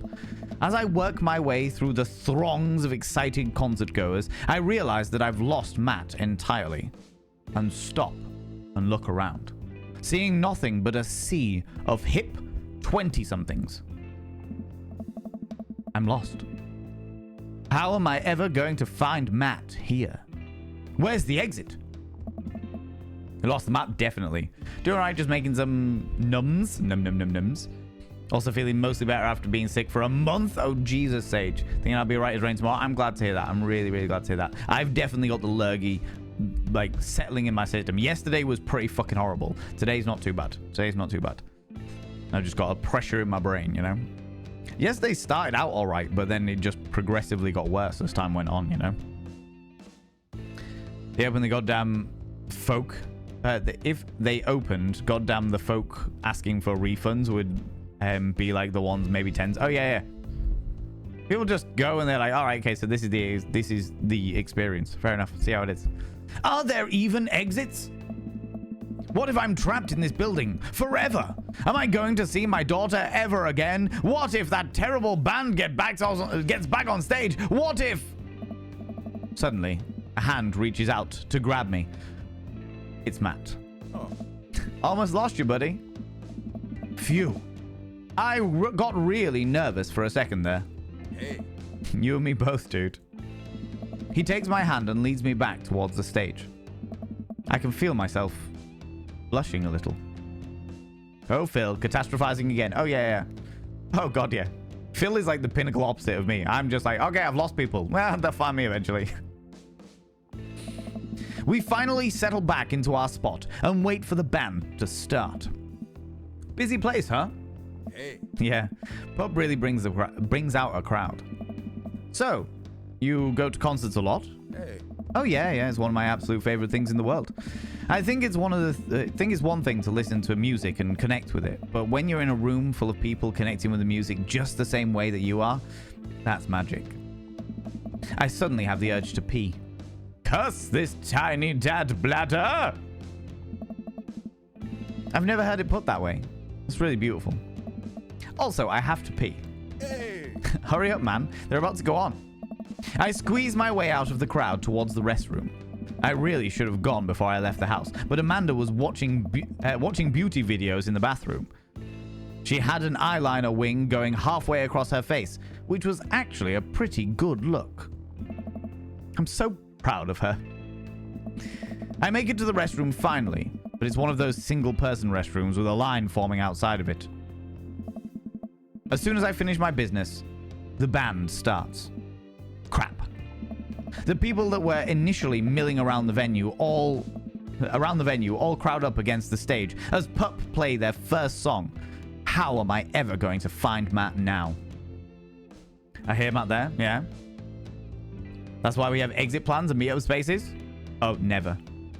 I've never had an exit plan or a meetup space in my entire fucking life. So yeah, get this. Went to a doctor and ran tests and everything. Just turns out I was exposed to 2 illnesses, cold flu for 2 weeks, and then ended up catching a virus. Jesus sake. Do you know what? I'm not even vaguely surprised with that. That happens quite a lot. You get like a cold or flu that weakens your immune system, and then something formulates off the back of that. Yeah. Dad Buck asking where he was. Duh. Oh no, that requires Bumbling Bee. That requires my dad to be understanding of technology. The idea that my dad Phil Thwizard has some description of mobile device where he actually keeps apps. Mind-boggling. He only has it on the PC at home, you know? How am I ever going to find Matt now? Dad tip 56. Go ask your mother. Oh shit. I'm actually wearing a cap for some reason. Everyone's rushing to the main stage to watch Pup play. I'm sure that Matt will be up there too. Gotta get there without being trampled by all these rowdy youths. Avoid these youths.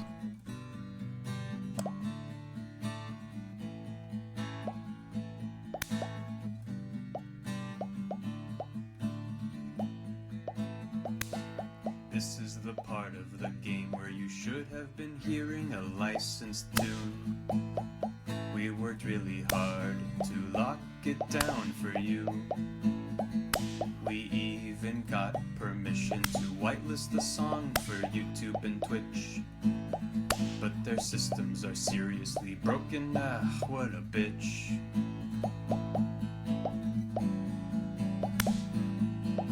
So we added the song that you're listening to right now. Don't you think it's better than risking content ID?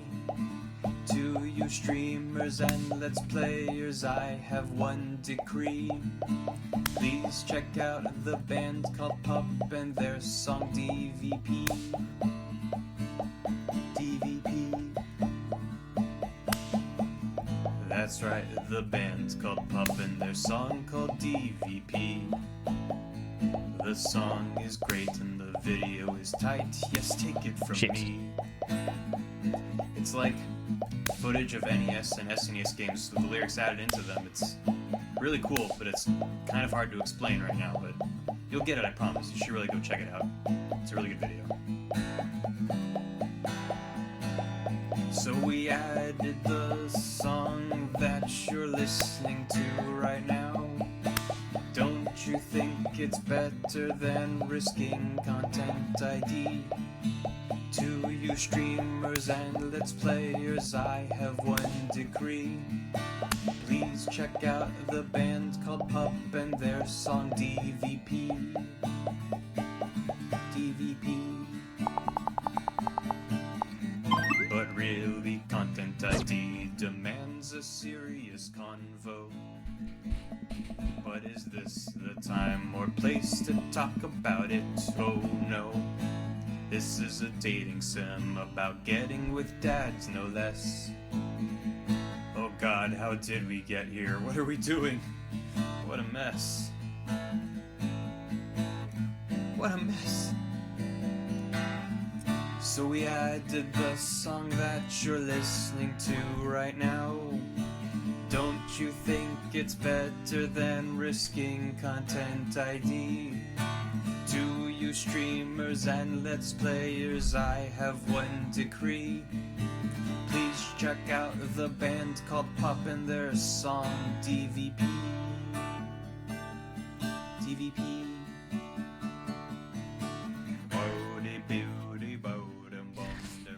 Okay, friends, that is because obviously we are streaming it and I put it on the streamer mode so that everyone didn't get any DMCA things. But by the sounds of things, they were actually trying to make sure that people didn't get any DMCA strikes against them. And Twitch and YouTube fucked it. Raise the lighter. So they just made a little acoustic thing to fill in and be really out of place to really emphasize how fucked that is, you know? It's better than risking content ID. To you streamers and let's players, Give me 2 seconds, friends. Please check out the band called Pop and their song DVP. DVP. DVP.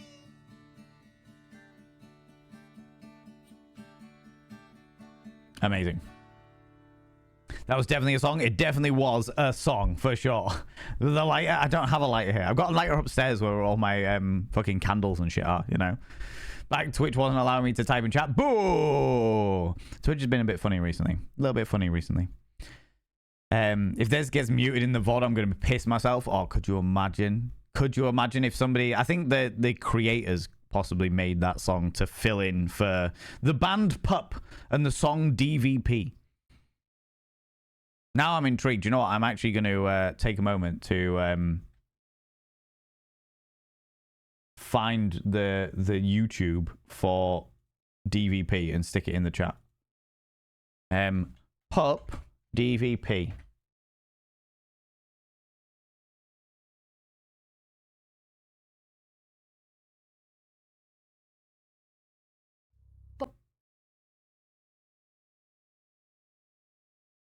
Okay.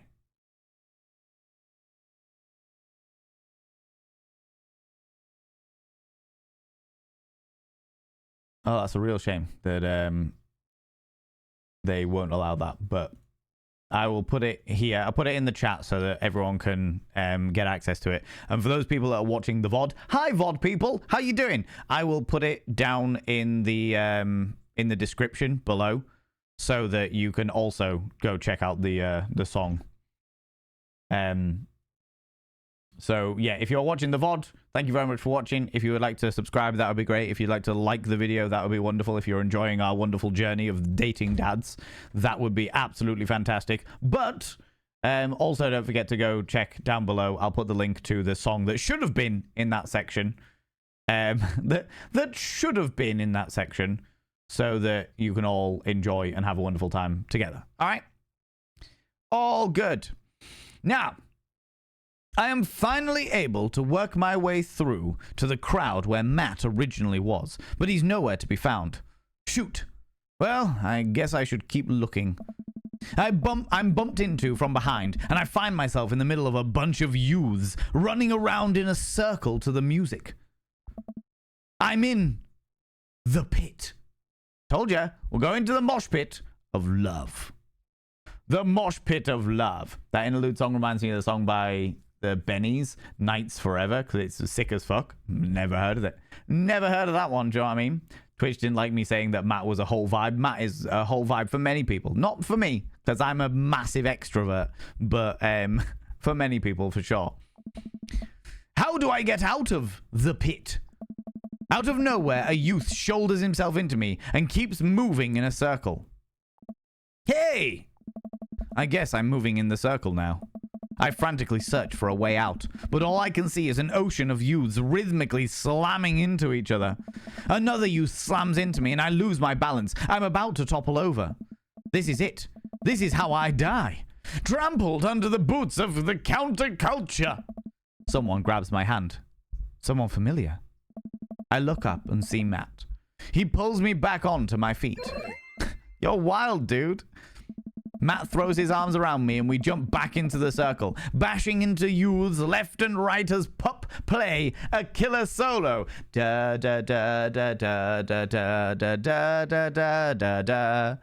Da da da da da da da da da da da da da da. Yep, I can see it. Killer solo. I didn't know you mess with the pit. Hey. Me neither. I can't believe this. I'm having fun. I'm a little mad that I didn't stretch before physical activity, but I am having fun. The song ends up, and the pit finally dissipates. Everybody cheers on Pup. Maybe I only got enough pit energy for one song. All right, man. Let's retreat. We'll show these kids how it's done another day. Hey. We work our way back to a more comfortable spot in the crowd and enjoy the rest of the show from a safe distance. Pup put on an amazing set and basically had to beg themselves off stage after their encore. With the concert over, the crowd starts to make its way towards the exit. Oh. Hey, I'll meet you outside. I've got to say bye to a couple of people.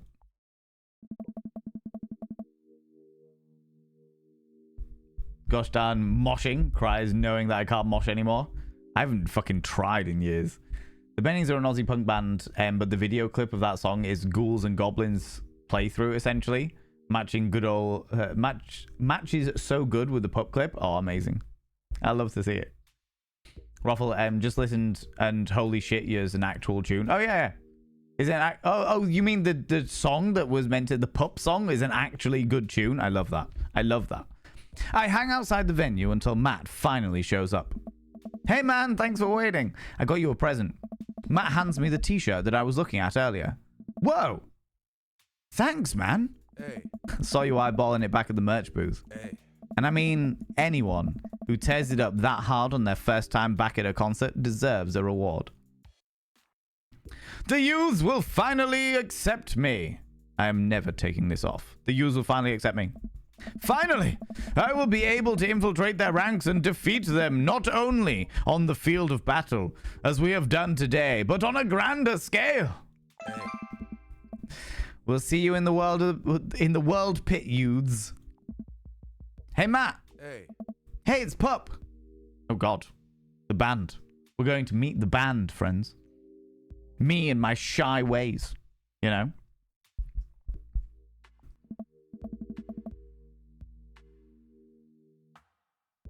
Hey, dude. Didn't even realize you were here. Oh. I'm so glad you could make it. You guys put on a great show. Thanks. Hey. Well, see you around. Fan goes, the band! The band! Wait. You know Pup? Hey. Oh, yeah. Met them a couple of times when they first started touring. Good kids. I love the fact that I would imagine that that is actually the band Pup that they have made into the Dream Daddy aesthetic as well, which is fucking brilliant. Moshing is not for you. Moshing is not for me these days. I'm far too wiggly of a human being. I like to wiggle, you know? Same. Used to at a point, but now it's just no. Yeah, I've never really been into it. I enjoyed it when I was dragged into it, but I couldn't say that it was like one that I was keen to indulge in, you know? Whoa. Hey. Come on, let's grab some dinner food. Grab some diner food. I suddenly realized just how hungry I am. Man, mosh pits take a lot out of you. Matt and I walk to a certain little diner with a cute neon sign. We tear into some bacon and eggs in a corner booth. So, there I am in the pit trying to explain to the face tattoo guy that I didn't mean to elbow him in the face tattoo. But he's already seeing red. Not from the tattoo, which coincidentally was red. He's lumbering towards me, and there's nowhere to go. Hey. It's the end for me, right? Then out of nowhere, I get this idea.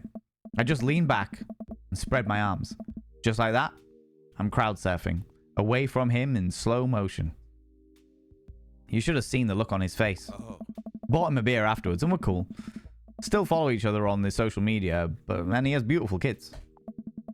I'm glad that you guys worked it out. Hey. Yeah, man. Just goes to show that the punk is not dead. It just drives a minivan and has to hire a babysitter. So how did you get to see all of those amazing concerts? Hey. Oh, I used to tour in a band. We were small, but it got us to travel around all the states. Whoa. Hey. Yeah. I mean, we were poor and I had to scrape a lot together just to survive. But I wouldn't trade those experiences for anything. Hey. But yeah, that's how I knew a bunch of the people at the show. Music like this builds an amazing community, especially in a town like this. Just a lot of positive energy and good vibes. I got that feeling. Plenty of friendly people, especially that Pablo kid. Oh man, everybody loves Pablo. His mom's been raising him on her own, and you can tell that it's been tough on both of them. I know he looks up to me, so I try to help him out wherever I can. That's really nice of you. Oh. Thanks. Those single parents really have to look out for each other, you know? How's Carmencita? She says she wants to learn the drums. Oh boy. Hey. It'll be loud, and I'll need to take a lot of aspirin, but I'll manage. Can't really blame her. I'm suddenly very grateful that all of my daughter's hobbies are super quiet. Photography, collaging, whatever it is that she does on the internet. Thanks, Amanda. My knees are too bad for mosh pain, yeah? Saw folks fling their arms all over the place and kick, completely ignoring the folks around them. Just would have ended up fighting somebody. I'm all for music fun, but not have folks hitting people on purpose. Yeah, so when I was a youth,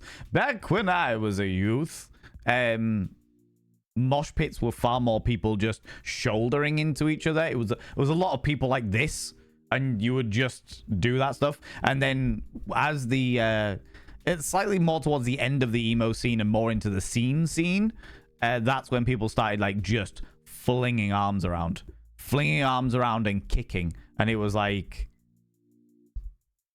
why? This is no longer a communal activity.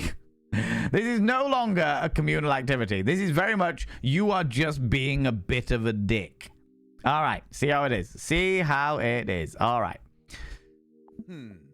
I'm trying to be supportive of Carmencita's rebellious phase, but I guess that kind of defeats the purpose of it, doesn't it? I think it would be a good daddy-daughter activity to find something to rebel against together. Hey. Like what? Fashion, consumerism, big budget remakes of foreign films.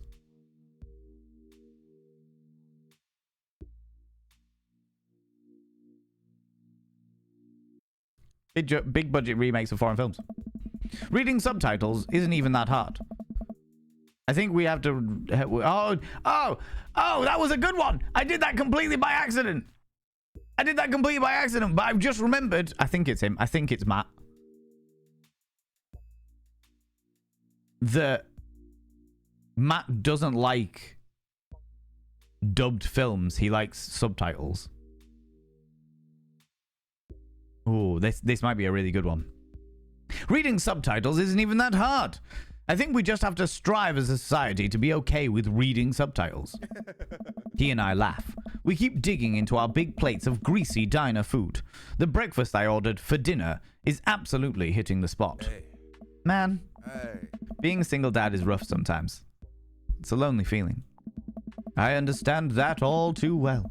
I mean, at least we have the rest of the dads to talk to. Hey. Yeah. I don't know. I get really nervous sometimes talking to people. Matt gets nervous talking to people, but he's so cool. Me too. I've never really considered myself an extrovert and never really considered myself an introvert. I'm just uncomfortable in every situation always. Hey. You're fine. You're actually really easy to talk to, you know that? I smile. Matt and I spend the rest of the night trading daughter stories. Turns out our kids are a lot alike. We finish up our late night dinners and head out. Yeah, they do that. Used to be my jam, but yeah, no longer. To be fair, the folks in the mosh, if you eat shit, they will always make sure you're good. That is true. They will always make sure you get pulled up back to your feet and what have you. Do you know what I mean? We walked back to the cul-de-sac, back to our respective houses. Oh. Tonight was a blast, man. Loved it. Although I'm probably going to feel it in my knees in the morning. Speaking of knees, you and me both. I don't usually like going to these things alone. It was really cool to have you there with me. I'm glad. Oh. All right, I'm calling it quits for the night. Stay cool, man. He called me cool. Matt called me cool. I walk into the house with my heart in my throat. Amanda pops her head out of the room. Hey, Pops. How was the show? Matt thinks I'm cool. You don't say. Manda Panda. Manda Panda. Manda Panda. Matt. Coffee dude. Coffee dad. Matt. Glorious. Very sexual. Super popular, yet super nervous under the surface. Matt thinks I'm cool. I'm wearing a fucking cat shirt. And apparently I was wearing a cap in the MOSH-PIT. Blind leading the blind, huh? Wow. I just got dunked on by my own child. Unbelievable. Hey, Amanda. Remind me which of us just tore it up in the pit at a punk show, and which of us just spent 4 hours probably watching Tiny House Hunting Amish Triplets, Extreme Edition? First of all, how dare you? That show is a classic. Second of all, you moshed in the pit? Who even are you? I am your extremely cool dad. All right. I'm hitting the hay pops. I'll see you in the pit. Night, kiddo.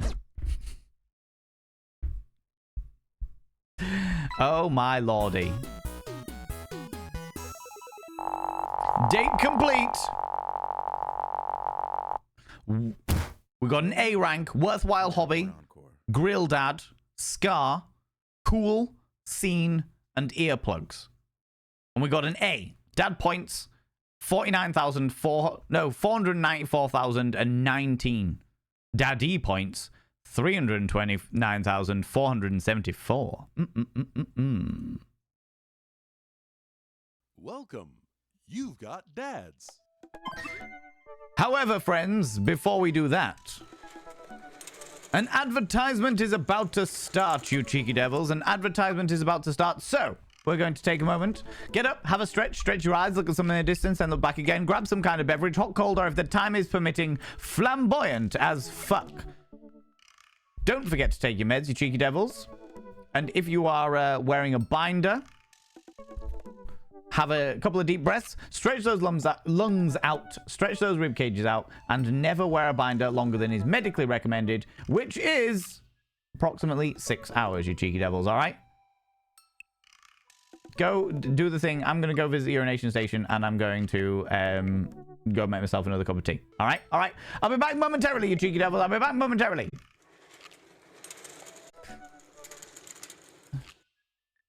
How's it going, Batty Bish? How you doing? Can't take your binder off for 5 more weeks? No, but that is for a good reason. That is for a good reason. It's because you have had surgery. And that is, there is good reason for that, all right? That is on the advice of medical professionals. And you should always take the advice of medical professionals more than you take my advice. Do you know what I mean? Do you know what I mean? All right? But welcome back, friends. Thank you very much for sticking around.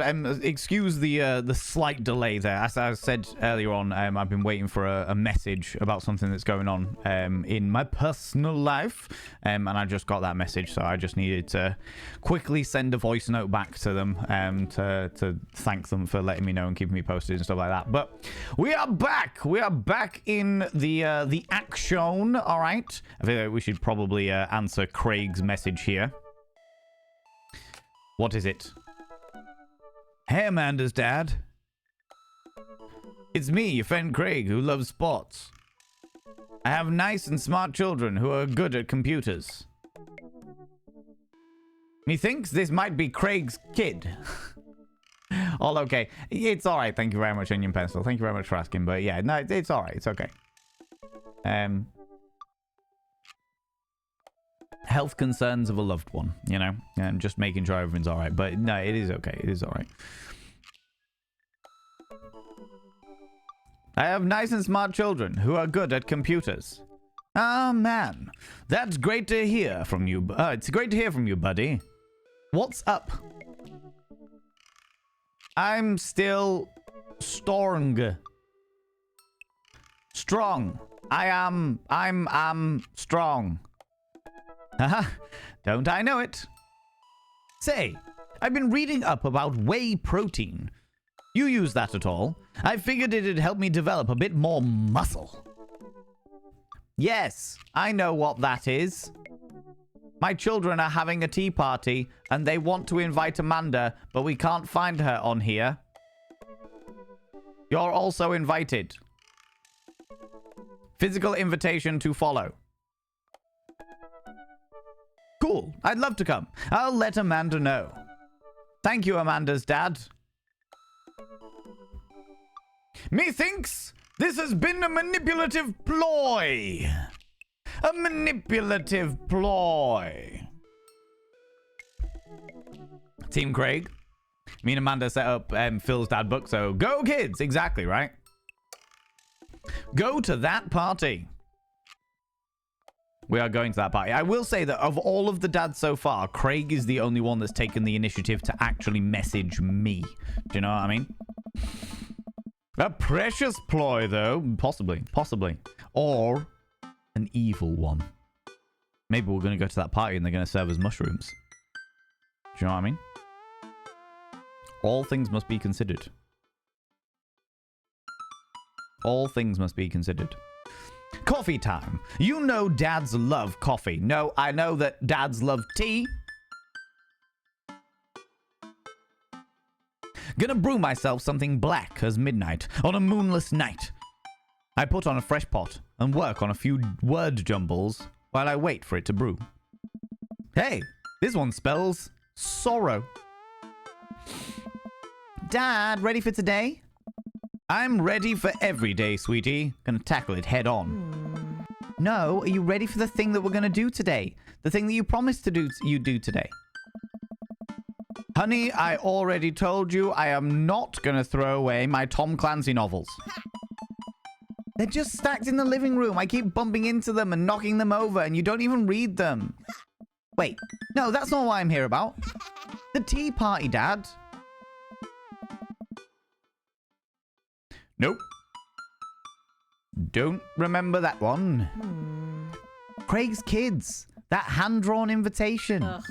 Amanda walks over to the refrigerator and comes back with a hand-drawn invitation on a sheet of computer paper, inviting Amanda and Amanda's dad to a tea party. They spelled cordially wrong. Just put on some going outside pants and let's get going. I can go outside in sweatpants. Nothing's stopping me. Dad, just... I'll see you in a minute. Put on going outside pants. Fuck authority. We're putting on going outside pants. Going outside pants. Ah, yes. Craig's children. Hello, thank you for coming to our tea party.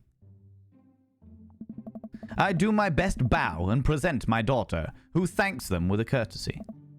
This way, please. Briar and Hazel lead us to a small table with tiny chairs. Some are occupied by stuffed animals, and Matt and his daughter Carmencita are here too. Matt raises a comically small plastic teacup at me. Hey, dude. How's the tea? Oh. The imaginary tea is absolutely wonderful. I taste a hint of lemongrass. Hello, Carmencita. Hello, Mr. Amanda's dad. Please, have a seat. I sit down between Amanda and Matt. I don't think I'm going to be able to get out of this chair. Hey. Hi, everyone. Oh, hi, everyone. I turn to see Daisy and Brian enter into the backyard and take their seat next to us. Sorry, Willie. Daisy made me put on my going outside pants. See, Amanda? Amanda gives me a knowing look, and I return an oblong wink. She rolls her eyes. Is that really something your daughter has to pressure you into, Brian? I give Amanda another, even more exaggerated wink. She rolls her eyes even harder. Thank you all for taking time out of your busy schedules to come for some high tea. Actually, it's a... I am repeating Count Dracula's words. Vamp Daddy. I am repeating his word. Actually, it's a common misconception that high tea was appreciated by nobles. Dad, shut up. Now, if you'll all put on your designated tiaras. There are little tiaras sitting on everyone's plates. Well, except for Brian. His is a softball helmet. Oh, we ran out of tiaras. Don't think this is going to fit me, but I appreciate the thought. Dad, you're royalty. Please act like it. Brian tries to balance the ill-fitted softball helmet on top of his head, but it immediately tumbles off and into the bushes. I'll get that later. Hey, everybody. Craig comes out with a teapot and a tray of sandwich cookies. Dad, is the tea ready? Yeah, it's been steeping for a while now. Awesome. Oh. Would you girls like to serve your guests tea? No, thank you. We much appreciate our servants' help. Craig leans over to me. That's me. Craig places teacups in front of all of us and a single sandwich cookie onto each of our plates. He pours some tea into my cup. Awfully fluorescent for tea. I clink my cup with Matt and take a sip. Hey. Good lemonade. It's tea. Oh. Right. Very good tea. I lean over to Amanda, who's happily enjoying her tea. So, what do we do at tea parties? We enjoy the splendors of upper-class society, Father.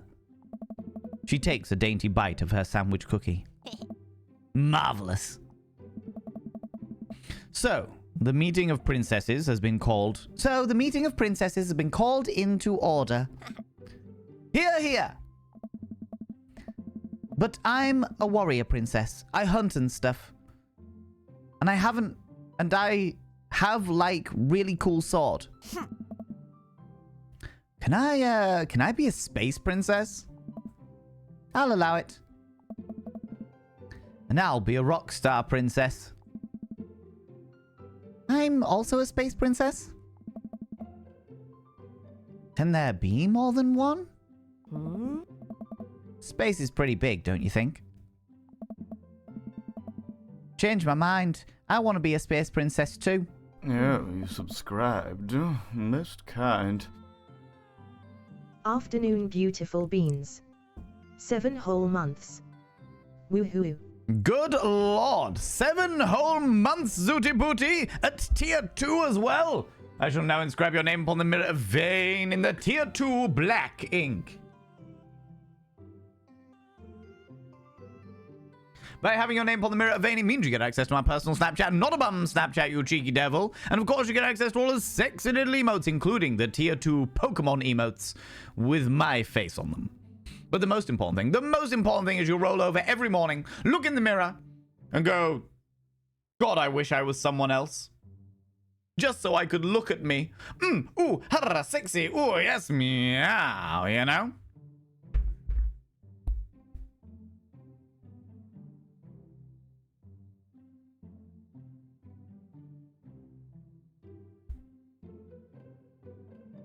How you doing, Zooty Booty? Welcome on in. How's it going? Just responding to my father, who's asking whether we're all still on for seeing Dune 2 this evening. Dad, what are you? Do I get to be a princess? Duh. Well, I guess that makes me,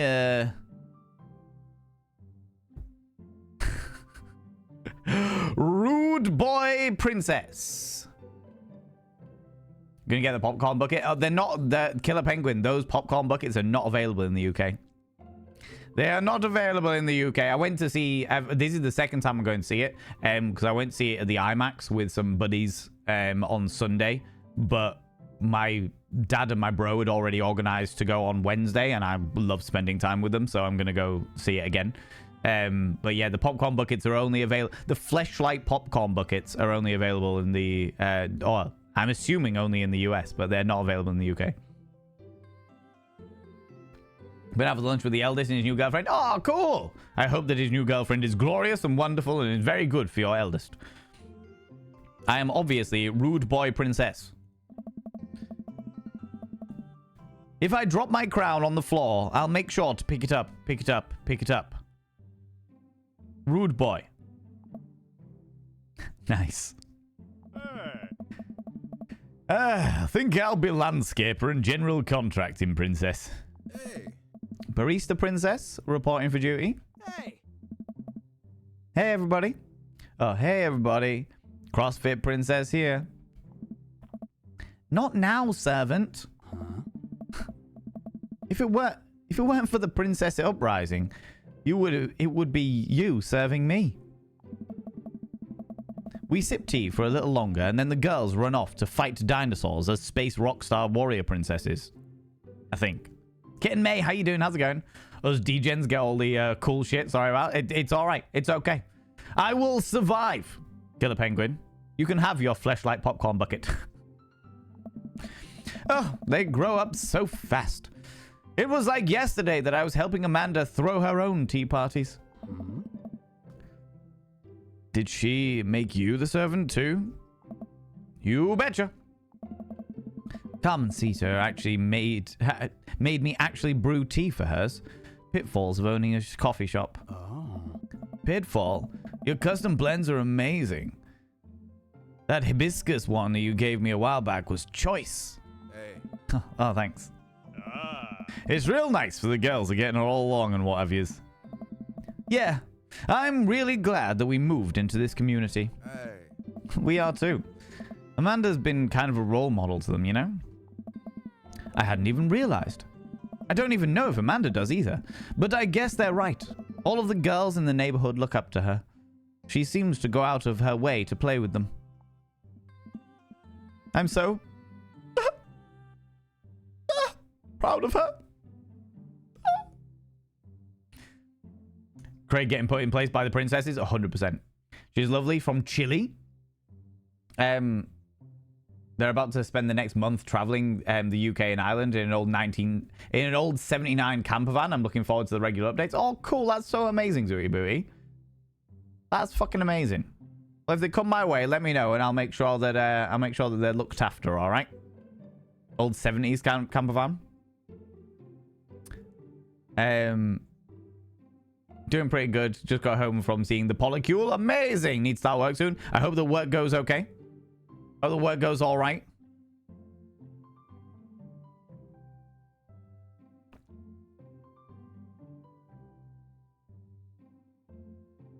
Ooh, 2 seconds, friends.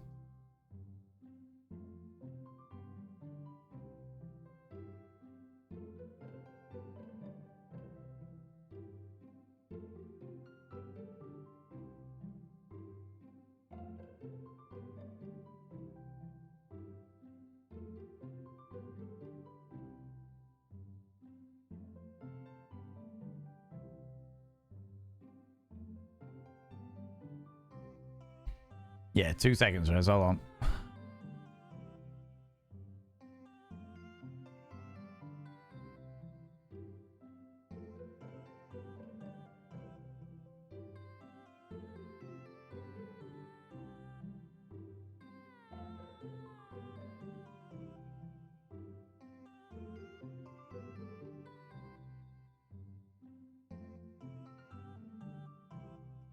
Okay. Nope, wrong one. There we go. Back here. We're all good. We're all good. They're starting in Hull on Thursday. What, this coming Thursday? Not as in tomorrow, as in next Thursday, Zooty Booty?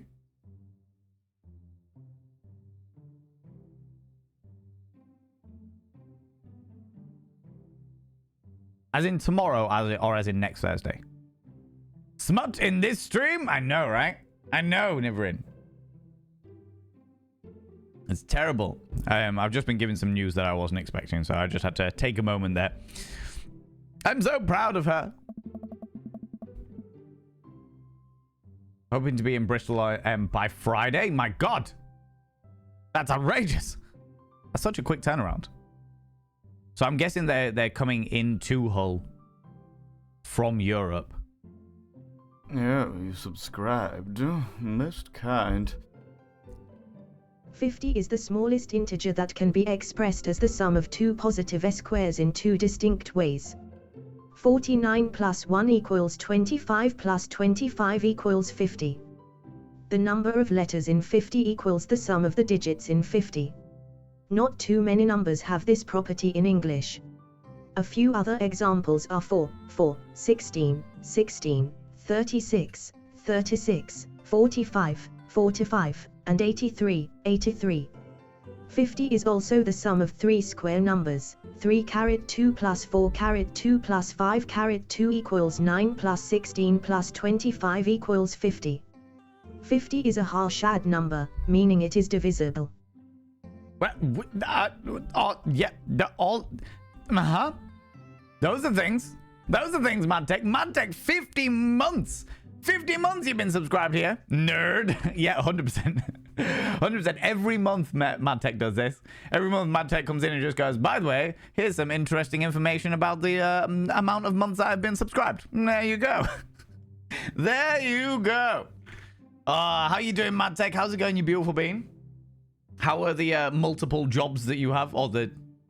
Yeah. Oh, you followed me. Ooh, you little stalker. Thank you very much for the follow, you beautiful being. Welcome on in. Don't like to call people out just in case they're lurking. Last time I saw MadTech, he was going to work a bar job, but he was in a onesie.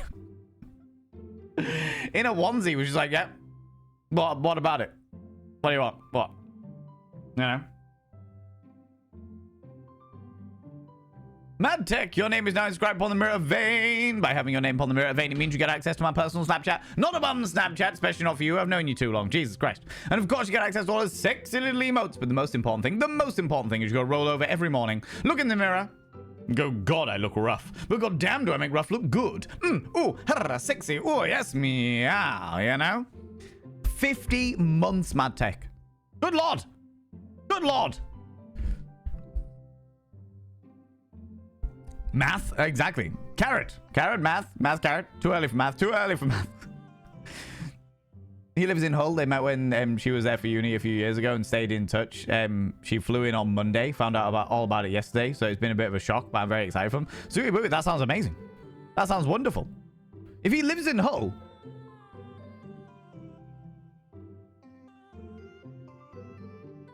there's a fair chance that I've probably run into them at some stage and not even known about it.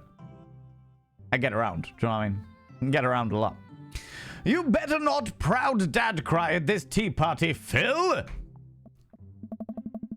I brought extra word jumbles if anyone wants to kill some time while the girls play. The day rolls on, and the girls all get tuckered out. Amanda spends the whole day playing with them and taking their pictures, promising that she'll send them the best ones later. We all clean up and help put away the tea set and tables, then head out as Daisy and Carmencita fall asleep on their dad's shoulders. Oh. Take care, guys. Thanks for coming. Bye, rude boy princess. You want dinner? Nah, I filled up on cookies. Me too. I'm tired. Dude, same. Playing with a bunch of little kids who all simultaneously want your attention and approval is surprisingly exhausting. But in a good way. But also in a kind of scary way. How so? I feel like I gotta be on my best behavior for them. I don't want to let them down. Is this because you still feel bad about dropping the F-bomb in front of your cousin that one time? I corrupted her, Dad. She secondhand smokes now. Well, those kids really look up to you. I'm glad that they have you as a role model. Shucks, Pops. I ruffle Amanda's hair. Back to it. You've got dads. Welcome. You've got dads. I do have dads. Many, many dads. Many dads indeed. Both live in Hull, so probably have seen each other without even realizing it somewhere. Quite possibly, Sweetie Booey. Quite possibly. That's pretty cool. That's bloody awesome. That's bloody... Oh, yeah, of course, Sweetie Booey. I've literally just put 2 and 2 together. I've literally just put 2 and 2 together. Good Lord. Good Lord. I love that Amanda doesn't brush the kids off. She actually spends time with them. Yeah. Oh, yeah, definitely. Definitely. Right, okay, friends. Right, we have responded to Craig's messages before, but we have not done any of Craig's dates. Okay. The dates, we have done one date with Brian, Robert, and Damien. What do you think, friends? Do we go for a second date, or do we date somebody else out of Craig, Brian, Hugo, and Joseph? I am aware of the fact that this is fucking what? 5 episodes in, and then moving on to the other ones. Well, this is the thing. Finish the first dates first. That's one thing, Althena Luna. But if we are going to go through all of the dates of all of the people, we're going to be playing this game for a million, billion, trillion years. Okay? And I would like to make sure that we get like a full story. How's it going, Authentica? How you doing? A full story in the time that we are playing this. So I'm happy to play another first date or what have you, but I'll do one more first date, and then we're going to be looking at doing second dates. Yeah? Does that sound all right? Or do we just move straight on to the second dates? What are people feeling? In fact, you know what? Let's do a cheeky little poll. New poll. Date time? Question mark. Another first date or second date time? 1 minute, let's go. The choice is yours as to whether we go on a second date with Matt, Damien, or Robert. Red flag fucking Robert over here. Or we do one more first date with Joseph, Brian, Hugo, or Craig. I want to know why his daughter is super academic and pushing her. Well, the choice will be yours. I will do the votes either way. I will do the votes either way. Either it'll be a vote between Matt, Robert, and Damien, or a vote between Craig, Brian, Hugo, and Joseph. One of the two. Everyone deserves a chance to be with Phil. This is true, Brookie Cookie Frog, because I am naturally phenomenal as a character. However, I am also aware of the fact that I don't want this game lasting a million, billion, trillion years. You know? You know? I don't want it to get to a point where people are bored of me watching it. Another first date? 73% of you say another first date. Okay, no worries. So, the next question is, who is our final first date? All right? Final first date. Craig, Brian, Hugo, or Joseph? The choice is yours. Do we go with Craig, our wonderful, sporty, old college buddy who has delightful twins who call us Rude Boy Princess? Do we go with Brian, our Yorkshire man who always tries to one-up us on account of the fact that he thinks his daughter is absolutely fucking phenomenal? Which, to be fair, so far we found out so far, right? Hugo, our daughter's teacher who has a very rebellious child who definitely had a fight with us in an alley? Or Joseph, the person with the dark backstory who turned to Christ and is in a very miserable relationship with a woman? The choice is yours. Bored of watching you? Pff, never. I appreciate that, Bumbling Bee. I appreciate that very, very much, but at the same time, gotta make sure, you know, gotta make sure it all powers on. How's it going, Proxcon? How you doing? It would take many more hours for me to get bored of you playing this. I appreciate that. Hugo with 64%. Craig pulling in second with 27% of the votes. Brian with 9% of the votes. And Joseph with 0% of the votes. Nobody likes cheating Joseph. The only reason, to be fair, that I would actually be genuinely interested in dating Joseph, because nothing about him actively appeals to me. But the only thing that Joseph really appeals is I want to find out more about his wife, because I actually find Mary, his wife, quite an interesting character. She's designed in the entire game to be a bit of a bitch that nobody fucking likes, so that you feel sympathetic towards closeted homosexual Joseph's situation. But on the other side of things, yeah, I have no interest in Joseph, but I do have interest in finding out his wife's backstory. Do you know what I mean? Anyway, let's go for it then. The choice was made. Hugo was the choice. Hugo Vega. Middle school teacher, high school teacher, writer of scholarly articles on the 18th century literature of various esteemed publications. If you're on here to tell me that my son put a cherry bomb in your trash, I know and I'm sorry. On Friday night, you're most likely to brew some strong tea and paint my miniatures. Okay, he's into miniature painting. That's pretty cool. If you had one thing to take with you onto a desert island, it would be a Remembrance of Things Past by Marcel Proust. Your turn-ons are muscles. What did you want to be when you grew up? A movie star. What's your favorite movie genre? Documentaries on art history. What is your ideal date? Each of us read a different book on opposite sides of the couch in comfortable silence. What did you never leave home without? My glasses. Actually, I forget them at home a lot. And spend a lot of time thinking about, I worry that people who are against e-readers are more in love with the idea of books than actually reading them. Okay, let's give him a message. Let's give him a message.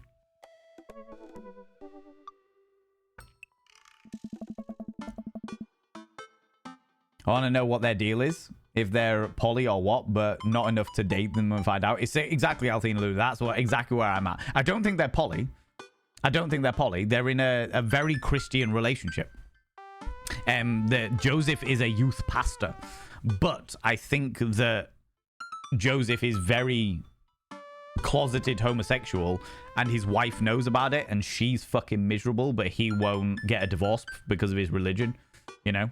That's where, I don't know. I've never fucking seen anything to do with it. But that's where my brain goes, you know? You know? Can we find out why his son's such a dick? Well, I mean, to be fair, he's a teenager. It kind of comes with the territory. But we can certainly have a look. Certainly look into it, you know? I navigate to Hugo's dad book page and type out a message. Hey, Hugo. Great seeing you at the barbecue. Want to hang out sometime? ? I wait for a few minutes before the computer dings. I'm so glad you messaged me. I definitely want to hang out sometime, but I have to ask a favor to ask. Our class is going on a field trip to the aquarium today, and one of our chaperones has called in sick. Is there any possible way that you could come by and replace them? Uh-oh. You can't even see what's going on, look. I completely understand if you don't want to or can't make it, but I'm going to be honest with you here. It's a middle school class. I need as much help as I can get. I think about it for a moment. Man, that's a lot of screaming kids that I'd be accountable for. And they're in middle school. Arguably the worst age to be. Amanda silently trudges into the kitchen and pours herself a bowl of cereal. Morning, Manda. Morning, Pops. Hey, how was middle school for you? Dad. Bad. But nobody likes middle school. It's 3 years of bad acne, crying, and being generally terrible. Dad. Everyone sucks. No self-awareness. Just a bunch of hormonal teenagers locked in gross old buildings for 40 plus hours a week, doing long division and starting fights over, I don't know, pizza day? Top 40s pop? Middle schoolers should be avoided at all costs. What was your middle school experience like? I didn't like it. I had my first crush in middle school, and I'm still bitter about it. Alexis Stuggs, you hurt me, and I will never forget it. What'd she do to you? I stare off into the middle distance, remembering the 24 hours that we dated, and the 3 times that we held hands between class periods.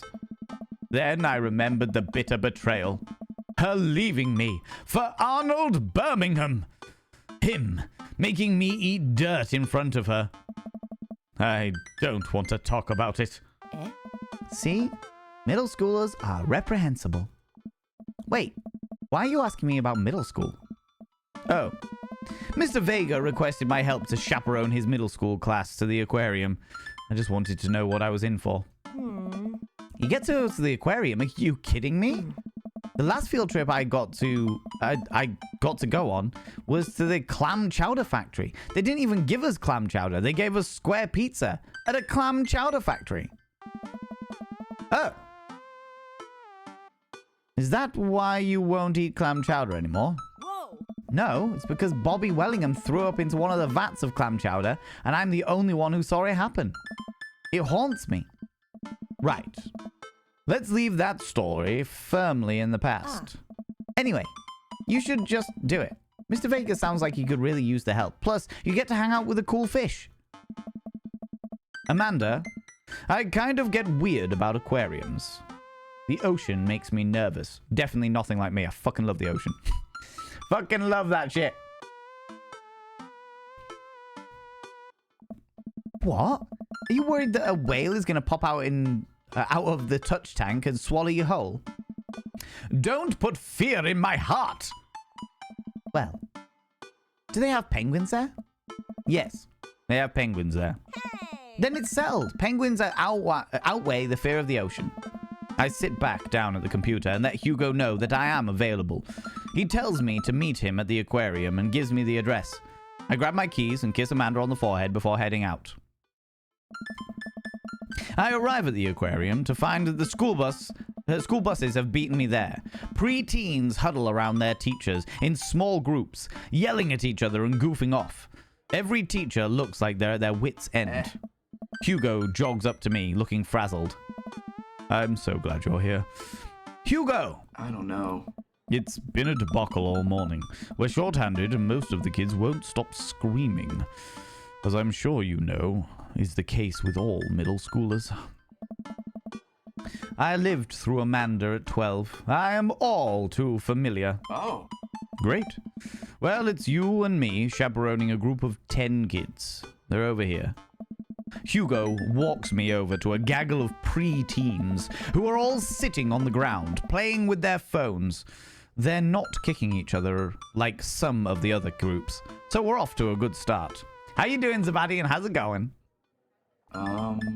Can you put your phones away?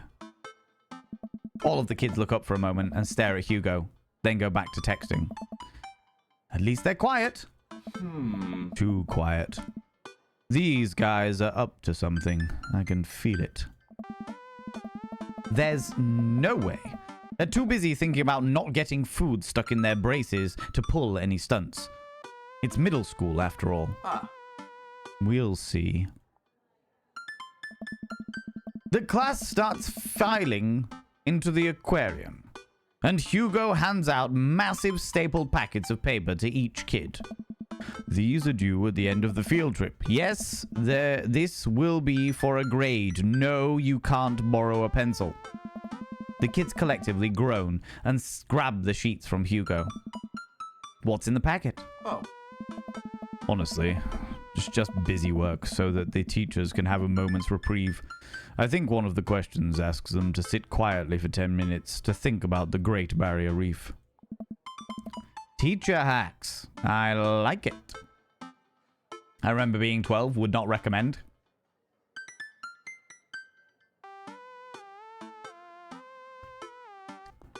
What year is 12? Year 8? I have vague recollections of being 12. Very vague recollections. Doing well, having a fun work day, and this evening I have drinks with fun people. That sounds amazing. Sounds like a glorious time, Zabadian. I know. I'm having such flashback. Such flashbacks. We never went to the aquarium or anything when we were 12 years old. Wait, I thought you were an English teacher. What does the aquarium have to do with books? Oh, we just did a unit on the old man and the sea. Nothing quite like introducing kids to the futile perseverance even, of the human spirit by making them pet stingrays. Yes.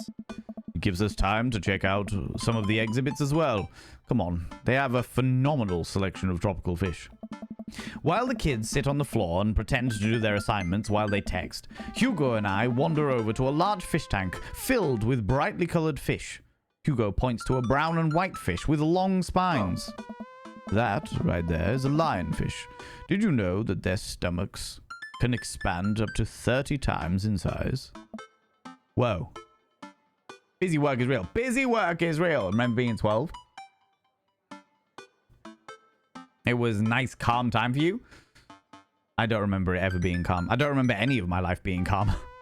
Hey. Their spines are venomous too. Nature is hardcore. Oh. You think that's bad? Take a look at this one over here. Hugo points to a spiny, grumpy-looking fish hanging out near the bottom of the tank. Ah. That is a stonefish, the most venomous fish in the world. And they just, like, keep it here? Oh, they're relatively harmless as long as you don't step on them. What happens if you step on them? Tissue necrosis. Cool. Such a geek at the aquarium. Me too. I fucking love the aquarium. Fucking love the aquarium. The aquarium? That as well. That as well. 20,000 Leagues Under the Sea. Sea Life Center and the start of my love for all things water. That is fair. Just living near the sea. It was my love for all things water. That was the year that I was peak mayhem. It was 13 that was yikes. Oh no. Want no part of the school experience, thank you. 12 was just as bad as 8 or 17 for you. Oh, really? Really love the aquarium. Big fan. How's it going, Unicorn Mom? Hello, you beautiful beam. We need more aquariums.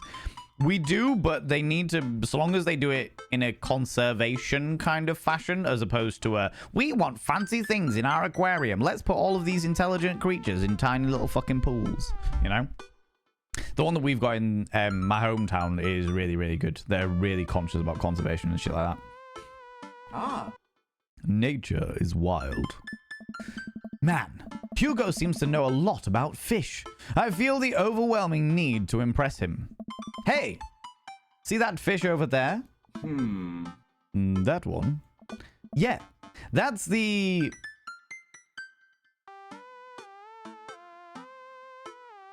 blue-nosed wigglefish. Oh. Yeah? Did you know that...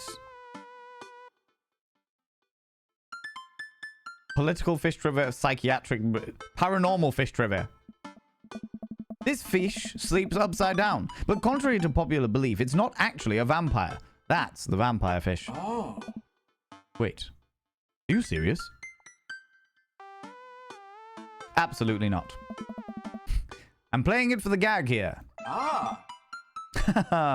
Oh, good one. We lead the kids to another room. Sharks, sea turtles, eels, and other marine life swim around in massive floor-to-ceiling aquarium. In a massive floor-to-ceiling aquarium. The kids begin trying to take selfies with the sharks. Hugo leaves my side to separate two kids who start fighting over a Capri Sun. I walk around the room, reading the tiny little blurbs about different fish swimming inside of the enclosure. humans are not really the correct occupants for aquarium displays. It's true. That is very true, Zabadian. Though I do know a fair few people that do the mermaid experience, where they dress as mermaids and then jump into the aquariums to swim around with the fish and stuff. That's pretty cool. That's pretty cool, you know? Capri Suns, geez, throwback, right? After a while, I look around and see Hugo again. He's gazing up at an aquarium, childlike in wonder. The ripples in the water cast blue, moving shadows across his face. For someone surrounded by angry hormonal preteens, he looks completely peaceful. He looks really cute in this light. I hope he doesn't notice me staring. Wow. Oh. I walk over to join him. Beautiful, isn't it? I'd rather stare at you. We can learn a great deal from Mother Ocean. Are those two sharks kissing? No, Phil. One's eating the other. Well, we stand together for a moment, admiring the wonders of marine life. We eventually make our way to the touch tank room, which seems to be the only thing the kids are actually interested in. The tank is filled with a variety of horseshoe crabs, sea urchins, stingrays, and small fish. I stand around the edges of the tank and keep a wary distance from the sea life. Who knows what kind of nefarious plans those horseshoe crabs have for my well-moistured hands. Moisturized hands even, you know. Familiar with the mermaids? Yeah. No stonefish? So they've mentioned a stonefish earlier. They mentioned a stonefish. That has already been mentioned, you know. It's a chance to ask him to eat you. I mean, this is the thing. Bumbling bee, I get that. I understand the scenario there. The classic flirtation would have been, I'd prefer staring at you. But I've also got to remember the fact that we are in the presence of 10 to 13-year-olds. And I don't feel like that level of on-the-nose flirtation is probably appropriate. You know? No stonefish in the touch tank? I know, right? The most venomous and most painful venom. Like, most venomous fish and the most painful venom in existence. Not in the touch tank. What is that all about? All right? Hugo rolls up his sleeves and sticks his hand in the water. Don't you want to pet some rays, Phil? Oh, I think I'm good. I think I should just stay over here and admire them from a respectable distance. Oh, come on. It'll be fun and informative. Don't make fun of me, but I'm scared to touch them. I get weird when there's no glass separating us. I don't know what any of those things are, but I get the feeling that they will probably bite me and my delicious hands given the chance. Nothing in this tank can hurt you. The stingrays have had all of their barbs removed, the horseshoe crabs only eat little clams, and the anemones are perfectly safe to touch. Against my better judgment, I approach the tanks and slowly dipping my hand into the cold water, I touch a stingray as it glides past me. I'd stare at the jellyfish displays with the little drools dripping off the edge of my mouth. What? You eat jellyfish? Excuse me? You eat the jellyfish? Nibirin? I think Phil wants to touch a certain eel. I think fucking Phil does. Phil is keen for that educational rhythm stick. You know?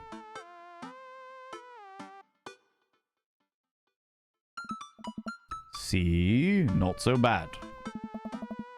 It feels like fun, slimy leather. Is he talking about the stingray, or, things get a lot less scary when you learn more about them, right? I dive my hand back into the touch tank with renewed vigor for ocean life. I poke at some urchins and feel the hard carapace of a horseshoe crab. My hand brushes against Hugo's as we reach for the same anemone. I pull away, blushing. Hugo smiles at me. Hey, you're supposed to be touching the fish. Sorry, I just get a little carried away sometimes. Wait. That girl over there looks suspicious. Why is that? A backpack's usually that wet. Hold on. Susan! Susan, get back here! Hugo runs after the middle schooler and catches her before she can make it to the exit. Want to tell me what's in the bag? Textbooks? Want to tell me what's really in the bag? Susan won't budge. I walk over to Hugo and the girl. I think he might need a bad cop. Look, kid.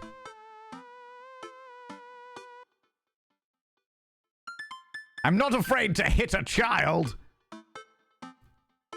It's an easy 5 to 10 in the clink. I had a bud go down for that once.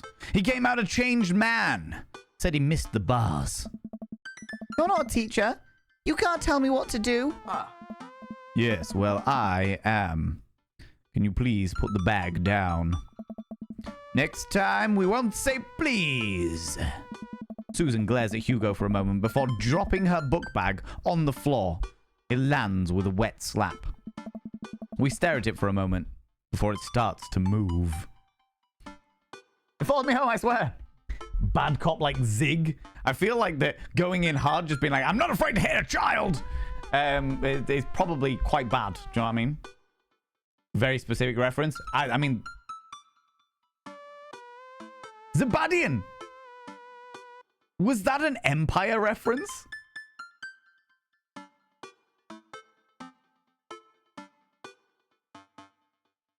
Fucking hell. That's an old tabletop roleplay show that I was a part of. One of the first ones I was part of on Twitch, actually. Jesus Christ. That took me a moment for that penny to drop, Zabadian. That took a moment. Jesus. Took a time. It fucking did. Fucking did. It's so long ago. Jesus Christ. Huh?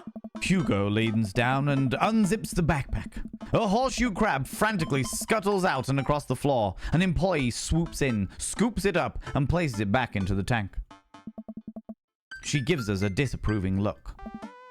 Jesus, Susan, what was your plan? I was trying to free him. To where? Outside? Where he was gonna die? I don't know. Susan, go back to your group. We'll discuss this later. Zig was a bad cop? Yeah, Zig was the worst cop with all of his emotions and feels. Yeah.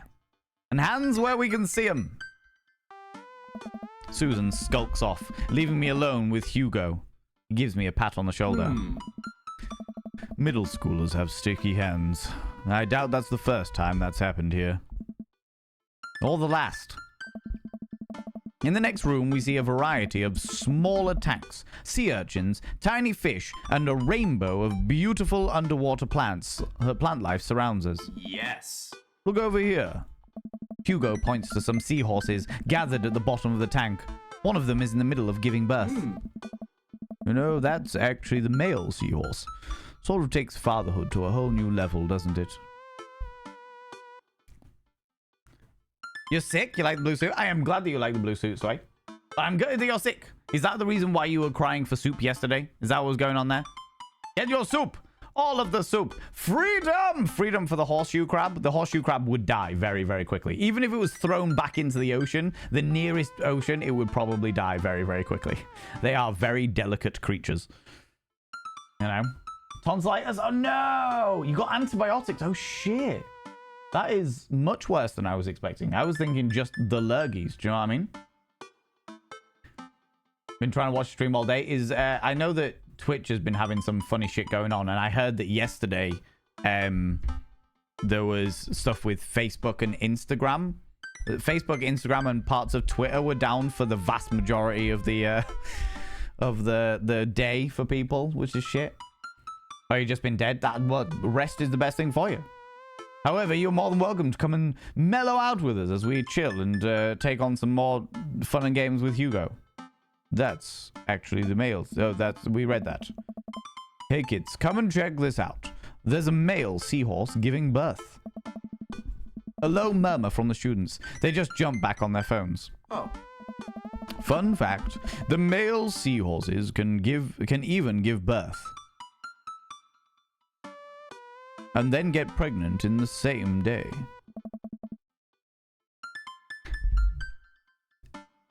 You see,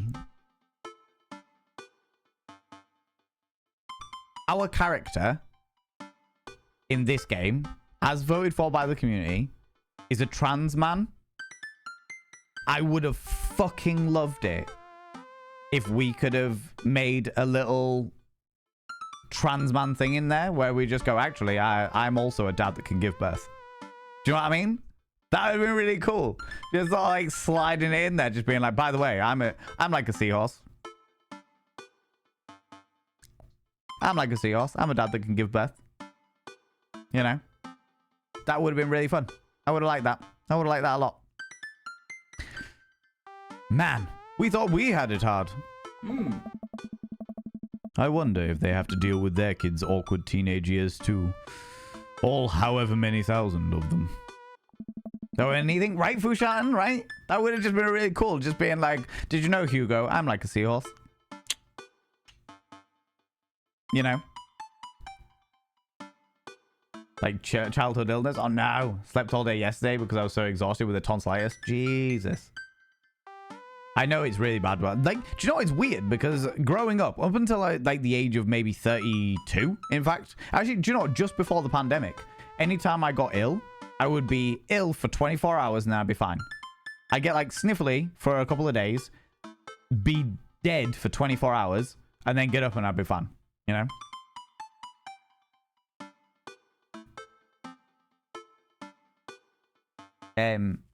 It's weird that we can evolve to deal with so much, but things like this we can still take us out. Oh yeah. The fact that there's no cure for the common cold is a perfect example of that, you know. You seem to know a lot about marine life, Hugo. It's not really my specialty, but I do make a point to learn as much as possible wherever I can. You know? Friends, there is an advertisement going on. There is an advertisement going on. And I'm going to make sure that people don't miss out on any of the actual story. So, friends, please be aware. I'm going to tell you about stuff that I do. First of all, if you're watching the VOD, if you've got this far, please consider clicking the cheeky little subscribe button and the little thumbs up, because it really helps me out with the algorithms, and I always forget to do it. So this is me reminding myself that I need to say something like that, you know? Also, don't forget that we have got a whole load of stuff coming up in the stream. The next Mythical Mondays stream, which is the day that we do our deep dives. We do a monthly deep dive into a myth, some description of monster that has come around. And mainly we're focusing on Europe, but we are looking at branching out as the time goes on. We were going to be doing werewolves as the next one. However, with it being on the 18th of March, which is the day after St. Patrick's Day, we decided as a community that the next Mythical Monday was going to look at the origin story of leprechauns. So 7 p.m. GMT on Monday, the 18th of March, we'll be doing the origin story of leprechauns. Our next movie night, every single month we do a movie night, is the 24th of March, where we will be watching Flight of Dragons. You don't have to be a subscriber or anything like that. Just come join us in the Discord. And yeah, come and join us. 7 p.m. GMT on Sunday, the 24th of March. We will be watching Flight of Dragons. I now have a copy of it, and I'm just needing to get the subtitle screen to work, and it will do it. Thank you very much, Bumbley and Beef, for putting that out there, and thank you very much, Nibbering, for the exclamation mark movie there. So yes, friends, that will definitely be all happening. The next event after that is April the 7th. Oh no, I'm going to be changing that. But that's something else can come up. It's all right. That's grand and dandy. And that's pretty much it. For the next month, for the entirety of March, and then we go into April, but I need to move some stuff around in April, but that's fine. That's not a problem. That's not a problem. Oh, I'll also let you all know that I have stopped doing stopped doing at everyone in my announcements sections for when we do go live streams. And the reason why is because I don't want people to start getting jaded to the at everyone. I'll only do at everyone if there's like a specific event that we're doing, like a partnerversary or a charity stream or something like that. That's the only time that I'm ever going to use the at everyone, or if we've got like a merch sale on or something like that, you know. then I'll do the everyone in the Discord. Other than that, if you want to check out the streams, they're at the same time every single week, 7 p.m. GMT on Mondays, and then 1 p.m. GMT on Tuesdays and Wednesdays. That's all fine and dandy. I'm not going to keep like annoying everyone and getting everyone, because you know what it's like when you go into Discord and you get a million fucking notifications. I don't want to be doing that. I don't want to annoy people and have people fucking mute our server and stuff. So I'm just going to let everyone know, but I'm not going to tag everybody and stuff. The announcements will go out whenever they go out, you know? You know, I'll still do the announcements. I just won't tag at everyone and stuff. Do you know what I mean? So yeah. You're 14, which is fucks me for life. Oh shit, that's really bad. Sorry, that's really bad. God damn it. Got a throat infection when I was about the same age and it ruined me. I'm immunosuppressants and I can't stop getting sick. Oh shit, that's really bad. We have got a large variety of people that are that have a lot of health situations in our community, and do you know what I have to say? I really love the fact that people are so supportive of each other. Do you know what I mean? On that note as well, Authenticator, thank you very much for saying that. Yes, friends, if you haven't already taken your meds, take them now. Do the thing. Give me 2 seconds while I just read this.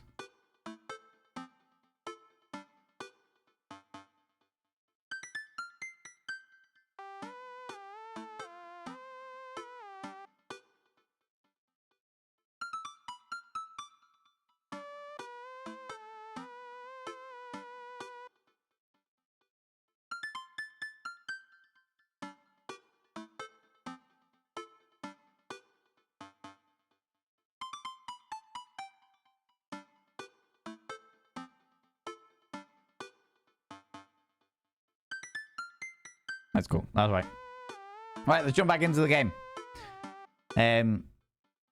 There's some stuff going on in my life, in my meatbag world life that I just need to keep on top of. So I've got my phone directly in front of me to keep me informed of stuff that's happening, you know.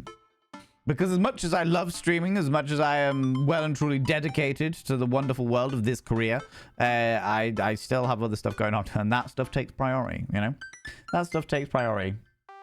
I've been struggling taking your meds daily. Do you not have, like, alarms and stuff that you can set Authenticator to remind you to take them all, you know? I think that learning shouldn't end when you leave school. We should challenge ourselves to find out more about the things that we don't understand every day of our lives. Because if you stop learning, I don't think you'll ever be able to grow or change as a person. Good point. But I still don't trust the ocean. We'll get there. We finally make our way over to my favorite part of the tour, the Arctic exhibit. Do we get to see the penguins? Hey! Yes, we get to see the penguins. Hell yes. Well said, Hugo, 100%. Our group of kids run around the exhibits. They won't stop tapping on the glass of the puffin enclosure, trying to get their attention. For at least a few moments, teachers, chaperones, and students alike seem to be having a great time. What was I so worried about? This isn't too bad. Huh? Hugo suddenly grabs my arm. Oh my god. There's a student in the penguin enclosure. Wait! Just kidding, it's very bad! Is it one of yours? It most certainly is. Molly Henderson, Susan's friend. I look over to the penguins and see a determined-looking kid crouching behind a rock. She's hiding just out of sight of one of the employees. Over on the side of the enclosure, I see the door to the exhibit was ajar. Was it unlocked this whole time? We gotta stop her before the staff sees and bans our school for life. Hugo looks around. I'll create a distraction. Hugo runs towards the puffin exhibit and addresses the entire room. I don't know. Everybody, everybody, everybody. I have an announcement. The whole room turns towards Hugo. Oh. Here's a few facts I bet you didn't know about penguins. As a former teacher, the panic, right? I'd want to get in there too. Yeah, but they will stab you with their beaks. They will stab you with their beaks. It's a thing that they do. I have a pill divider, a 7-day thing that has to be on my line of sight on my desk within arm's reach for me to actually manage to take them every day. You've got something going on there. You've got something to help you out. That's what it matters, you know. Everybody just stares at Hugo confused. Well, this is my shot. I run to the enclosure and I'm greeted by a cold blast of air. Psst. Hey! The girl whips around and look at me. Her nose is pink from the cold. You can't be in here. Neither can you. I try to walk over to the girl, but the ground is so icy I just end up slipping. I catch myself before I hit the ground, but the girl still laughs at me. I don't know. Contrary to popular belief, penguins are birds. Birds are traditionally known to fly, but penguins cannot. So I can understand some confusion when we're discussing the birdness of penguins. The crowd is still somehow enraptured. It's the sultry tones of his voice. Kid, what are you even doing? I'm letting the penguins go. They deserve freedom. Where are they even going to go? They're gonna live in my closet. Look, I just don't even have the time to argue about this. We gotta get out of here. Not until I save a penguin. Little known fact is that penguins only live in cold climates. With some exceptions. So they don't all live in cold climates, if you're splitting hairs there. Did I mention that they don't fly? The crowd is starting to lose interest. I'm running out of time. Bribe her. Straight up fucking bribery. In that situation, bribery first, disappoint them later. Especially if you don't know the kid and you don't know what they're going to relate to, you know? Has to be an obvious habit location. Fun fact is that is known as an aid. Well, totally valid in the eyes of the UK government towards getting PIT. No, oh, right, okay. That I did not know. You know? Freedom or death! Bribery is valid. In that situation, bribe first, ask questions later.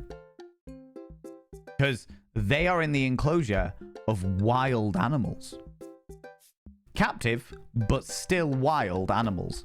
If one of those penguins thinks that she is a threat to them or like eggs or whatever, she is getting stabbed in the eyeball. Bribe her. I will give you $20 right now if you leave with me. Molly thinks for a second. Okay, well give it to me right now. I reach into my pocket and pull out everything I have, examining each bill. Okay, well I have $12 and some change, but there's also a button here. Is that enough? Pay me the other 8 later and we have a deal. We move to shake on our arrangement before I suddenly realize there's a wave of penguins on their way out of the enclosure. We're gonna have to block these birds. Minigame! Block that bird.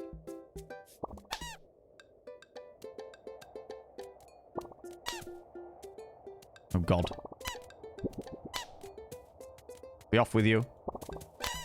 Off with them. Off with them.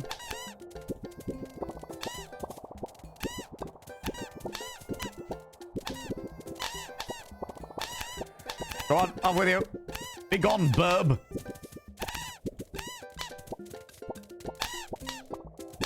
And there's little Hannah behind her bloody desk. I will slap all of these penguins. Be slapped, penguin.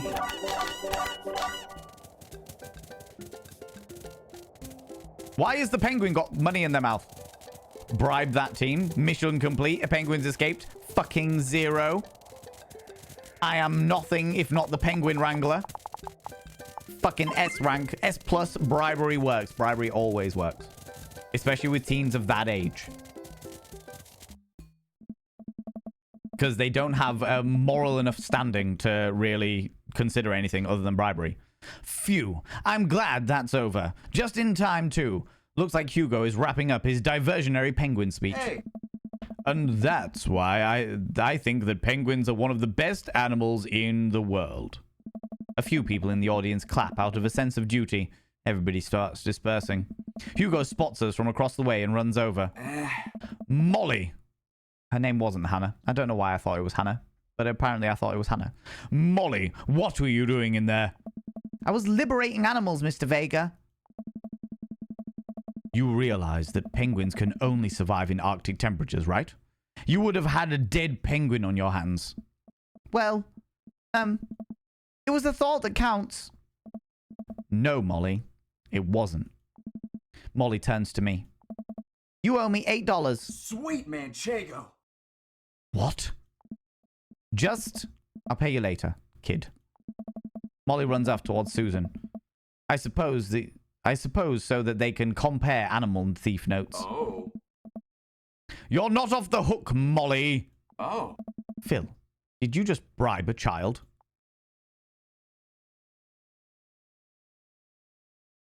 You can't play by the rules when there's penguins on the line.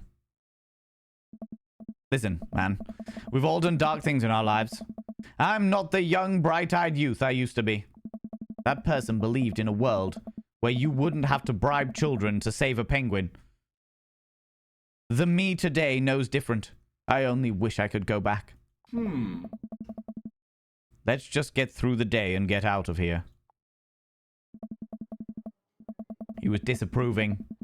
Disapproving, but none of the penguins escaped. Just saying.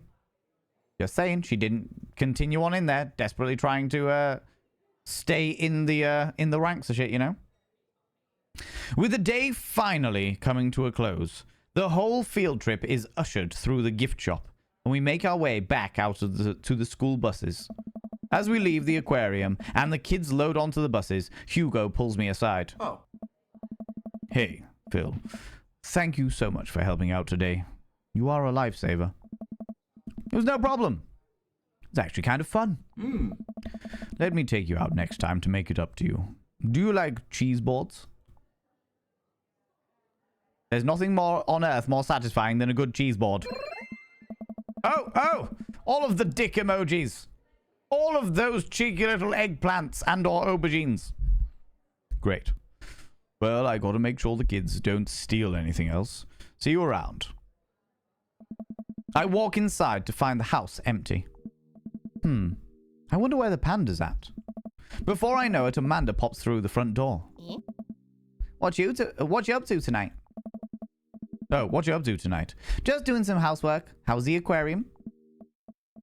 It was an adventure. Some kid tried to steal a penguin. We've all been there. I had to run in and grab her before any of the employees saw. You got to go into the penguin enclosure? Did you steal a penguin for us? Amanda, no penguins was stolen thanks to the valiant efforts of myself and Mr. Vega. It was nice getting to spend time with Hugo, though. I'm surprised he helped complete a covert op. He's usually kind of a what? Kind of a stick in the mud. He's actually pretty cool. I had a good time with him. All right, too much adventure for me today. I'm gonna go rest my eyes. You mean take a nap? There's a difference. You'll learn when you become a father. Asking the right questions. Oh, yeah. Oh, God, yes. Date complete!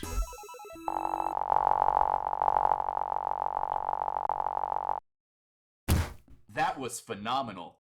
That was phenomenal. Handy, taped sports, youth, mustache, aquarium, and bad cop. Rank A. Dad points, 395,292. Daddy points, 395,292. Rank A with our sexy little, I wouldn't call it a date, escorting situation. Welcome. You've got dads. I've got dads again. Oh, what is this?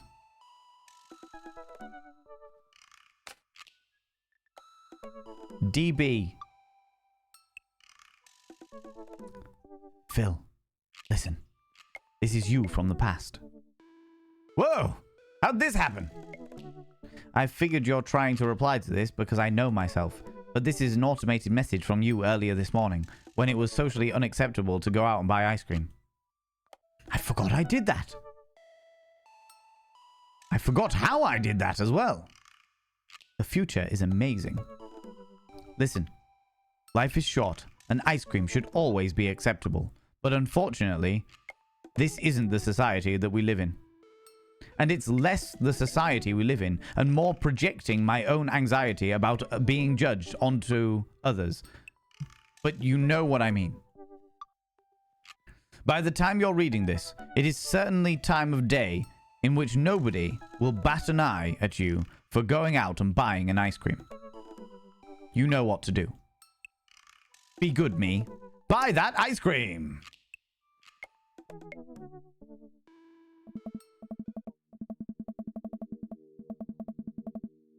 Bear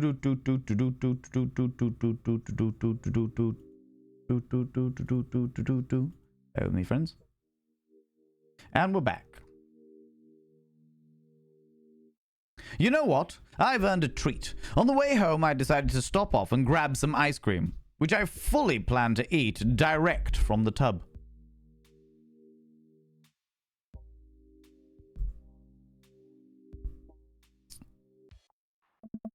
I spend a lot of time trying to figure out just which type of ice cream I'd like to eat directly from the tub. Rocky Road, pistachio. Oh, Amanda's probably going to want some too. Better get 2 tubs. She loves cookie dough ice cream, right? Hey, mister. Hey, mister. I turn around to see Ernest leaning up against the wall of the convenience store. Ernest? You're cool, right? No way. I'm about to go sprawl out on the couch between a litter of ice cream and a basic cable package, and I have every intention of waking up in that position tomorrow morning. What do you think? Man, talking to your socks. Can you just help me out? Help you out. There's no fire involved, is there? Just clouds. If I give you $20, will you go and buy me an e-liquid? Ernest, what's an e-liquid? It's like Gatorade, you know, electrolyte liquid.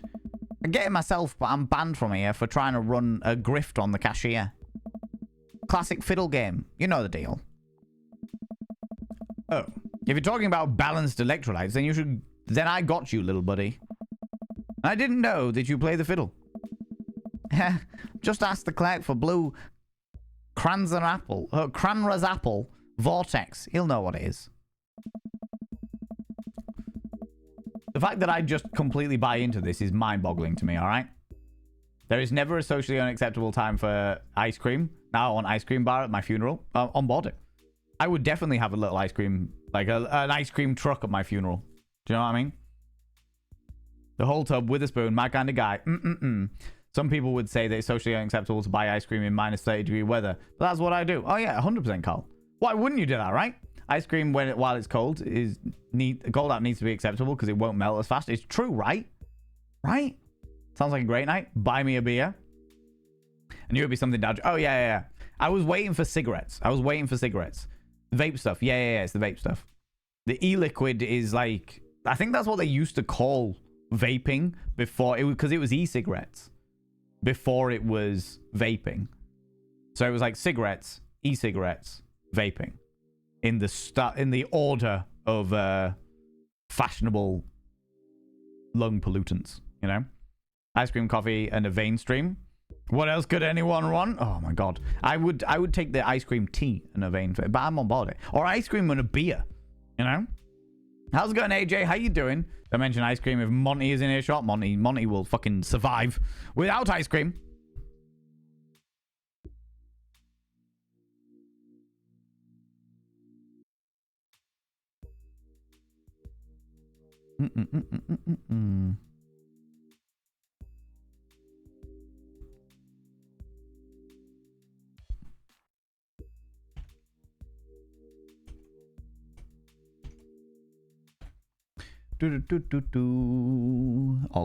All good in the proverbial hood. Right.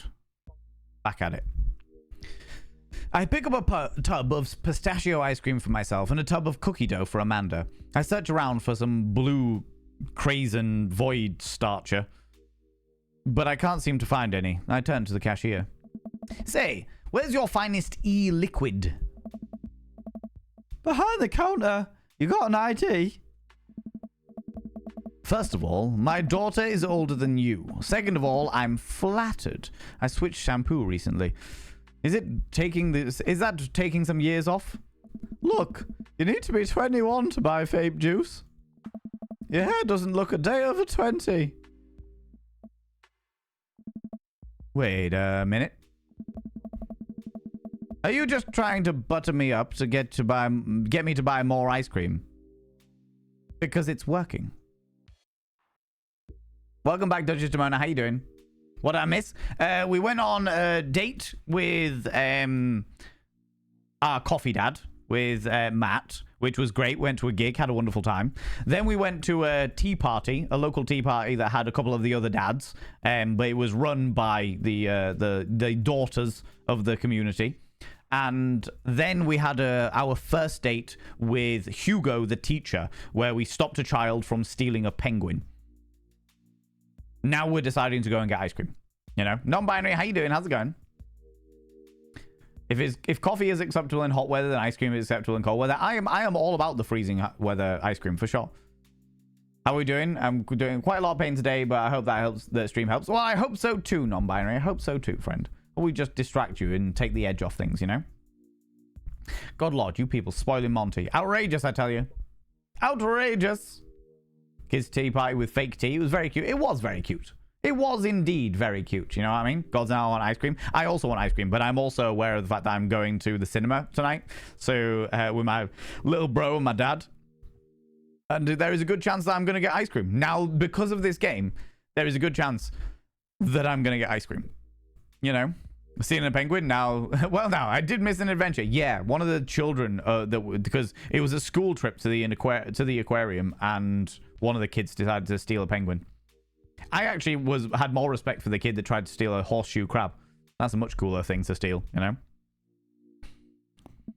I glance outside and spot Ernest staring at me. Double wait a minute. So, you're telling me that e-liquid is not a sports drink? It's for vaping. Ernest is watching us intently through the window. I better go and give that kid a piece of my mind. I see. Okay, look. I'm gonna pretend that you didn't try to trick me into buying you the old Baphomet's cough syrup, and then go inside here to purchase my ice cream. I won't tell your dad if you promise to scram. And stop vaping. We'll get popcorn lung. What if I give you $25? Go home, Ernest. As I'm walking back inside, Ernest calls after me. You can get popcorn lung from microwaving popcorn, you know. I no longer trust this child, but the mere notion strikes fear into my heart. I go back inside and complete my purchase with the good cashier. Thank you, kind sir, for your time and generous hair compliments. You got it, bub. I glance out the window while to see Ernest still outside. Looks like he's talking to some other poor sap. Guess I should go outside and save this other guy some grief. Wait a second. That's definitely a cop. Oh, boy. I grab my tubs of ice cream and bolt outside. Here we go. Ernest is already face down on the hood of the squad car. Ernest, did you seriously just try to get a cop to buy you e-liquid? Excuse me, do you know this kid? I'm friends with his dad. Yes. We live in the same cul-de-sac. I know his dad. Listen, he's a good kid and... I'm this boy's father. I turn around. Oh, I'm this boy's father. I turn around and see Robert walking up the street and towards the convenience store. Ernest, what are you doing? I want a lawyer. Oh. First of all, Good instinct. Good first instinct. Remember that you're not required to answer any questions from the police officer without a lawyer present. You're this boy's father? Hey. Yes, sir. Ernest likes to lash out at me like this ever since the accident. If it isn't Red Flag Robert! It's not. By the way, Red Flag Robert is not his father. Red Flag Robert is far from his father. Hugo, the respectable educational teacher, is his father, but Red Flag Robert is coming over here. I was going to cover for Ernest. I was going to go in there and talk down the police officer and be like, look, it's all right. He's a good kid. I'll take responsibility. Leave him to me. I'll go speak to his dad. It's all fine. Whatever it is he's done, it's all fine and dandy. Red Flag Robert comes over and just goes, hey, guess what? Allow me to magically appear from the medium of red flags. Poof! By the way, I'm his dad. Oh, I don't like talking about it. That's fine. Mm-hmm. Robert gets a wistful twinkle in his eye. Hey. It all started 7 summers ago. My hair was long then. New metal was still in style. Ernest and I were down in the Florida swampland, scavenging for... So I can leave you to take it from here. Sounds good. Thanks, officer. Ernest, come along now. You'll be cleaning grout from the drain gutter for a week, thanks to this transgression. The police officer gets in his car and drives off. I'm stunned by how cool Robert was just there. Thanks. I want to say...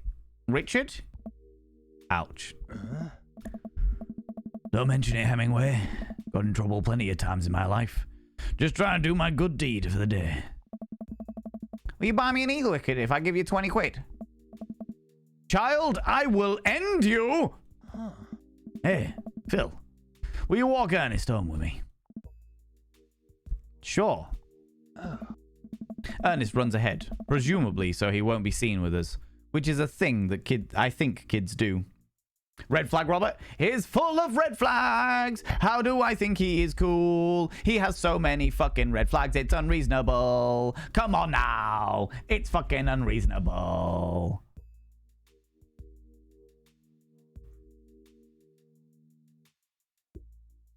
Best one for getting the kid out of trouble, though. He's bullshit his way out of it. I mean, yes. But also, speaking to people like people can be thingy. Robert was cool for that? Red flag shirt Robert? Yeah. How was Robert cool for that? I don't know. I still think there's a lot of red flags going on there. As somebody who has actively talked friends out of trouble with the police, including a friend who pissed on a policeman's shoe because he was so pissed and desperately trying to piss in a back alley.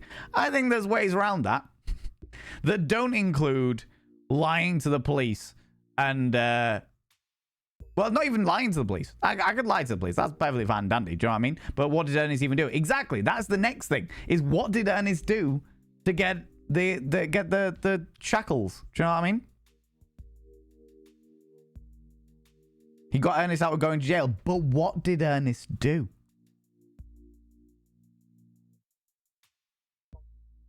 Do you know what I mean? Can we have a points reward for crazy stories from Valen's past? Yeah, I've had an interesting life. He reminds me a lot of myself when I was his age. Oh? Well, maybe I wasn't as dumb. Seems like he tortures his dad. Hey. Seems like he tortures just about everybody. He even stole your wallet. What? No, he didn't. I pat my back pocket. I pat the rest of my pockets. He stole my wallet!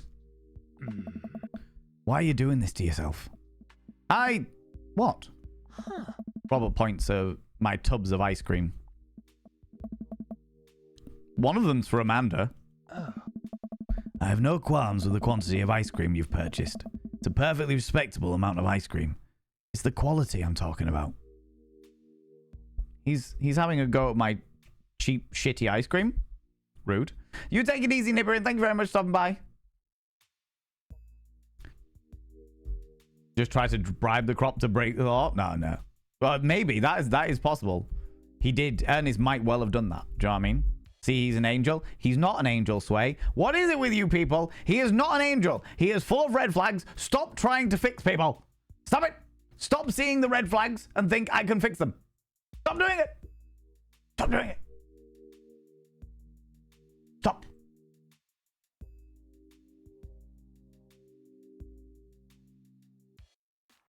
Stop doing it.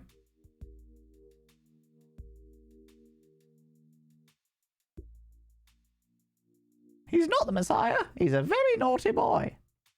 I don't want to fix him. There's just more to him. Oh yeah, there's more to everybody. There is a good reason why everybody has the red flags. But reasons do not an excuse make. Reasons do not an excuse make. You work hard, Phil. You're a good dad. Don't you think you deserve top shelf ice cream? But these were on sale. If you're gonna treat yourself, go big or go home. Real vanilla bean, real pistachio. You deserve it. We arrive at the cul-de-sac and Ernest runs into his home. That boy is the reason why we don't have prizes in cereal anymore. Hey. Catch you around, Phil. Robert tosses me my wallet. I catch it with a surprised look on my face. Stole it back. Keep it in your front pocket or use a chain, like back in your Scar days. Smell you later. See ya, Robert. I go back inside my home, ready to spend the rest of the night with 2 tubs of ice cream and also Amanda. You can explain or excuse your way out of anything. Doesn't make it okay. Oh yeah, well that's the whole thing. A reason is an explanation for something. An excuse is the reason why that explanation is okay. A reason does not an excuse make. You know? Just wants us to have the best ice cream. No. Okay, hold on. Friends, there is an extreme... He is right about that. This is true. This is true. But a broken clock is right twice a day, max wattage. Okay? Robert is a masochist sub and I want some. You people, you see the red flags. You see them. You call them out. Even a narcissist can do nice things. Even a serial killer can buy flowers. You people need to think. Do not lure yourself into the temptation of a broken heart. He's actually just like my dad, but talks more. Red flag Robert. He's full of red flags. He does everything with red flags. He wears a red shirt so that people can turn around and say, oh my god, you're so full of red flags. And he goes, yeah, that's why I wear the shirt. That's why you can't blame me for it. By the way, sympathize with me. And here's a bullshit story as to why you should love me. Red flag Robert. He's indeed a lot of flowers can be used to make numerous poisons. Exactly. He's fine, did sketchy stuff as long as he follows the community rules. He doesn't apologize for it. Does he? Does he follow the community rules? So far, I don't know. He's broken lots of laws. Or so he tells us. One of the things that he asked us for small talk was, have we murdered anybody? Have we ever watched the life drain out of somebody else's eyes? That was small talk. That was small talk. Red flag Robert. I have no doubt as well. The fact that we are actually doing this through the medium of voting, all right, means that I know that you people, I know you are going to vote so that I date Red Flag Robert, all right? Give me 2 seconds. Somebody's at my door. Hold on.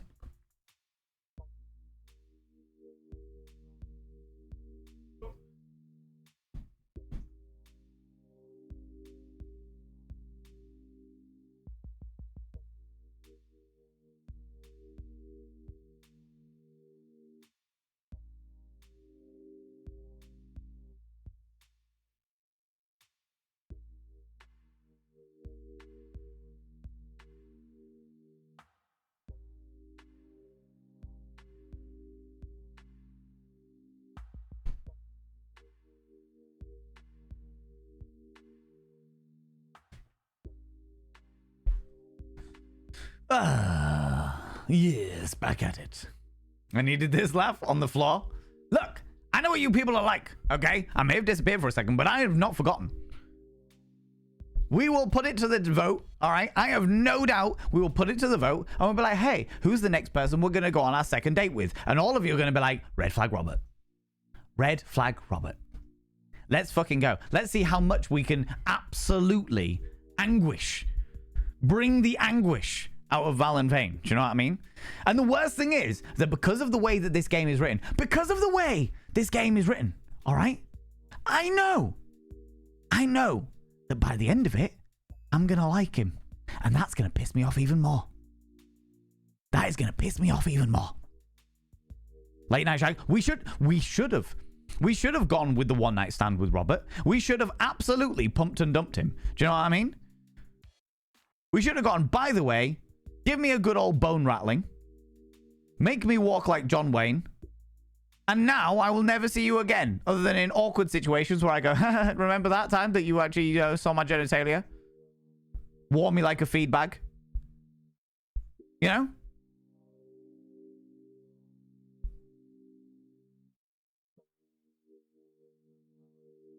Just saying.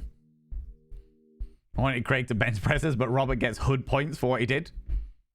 Do we need hood points? We're a respectable person who buys on sale ice cream. I go back inside my home, ready to spend the rest of the night with 2 tubs of ice cream and also Amanda. Welcome. You've got dads. Okay. We've got no... All of these are our current messages. All right, that's fine. Can we continue speaking? The conversation's ended. All right, with Dad Manda. Okay. All right.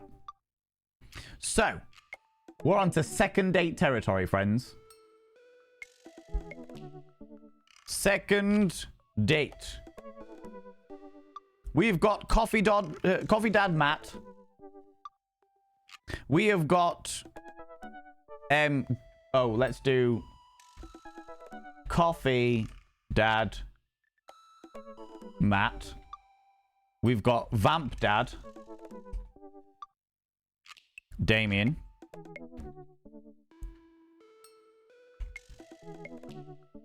We've got Murder. Oh, we've got Red Flag Robert. Because that's their forever name now. And we have got Smart Dad Hugo.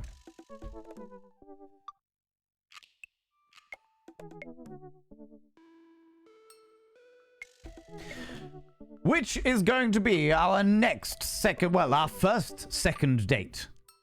The choice is yours. Do we go for Matt, our delightful coffee dad, who actually is really kind of cool, even though the fact that he guy's a little bit nervous, all right? Maybe feeling a little bit nervous about bits and pieces, you know? Do we go with Hugo, where we can learn to educate things and he can feel my stingray?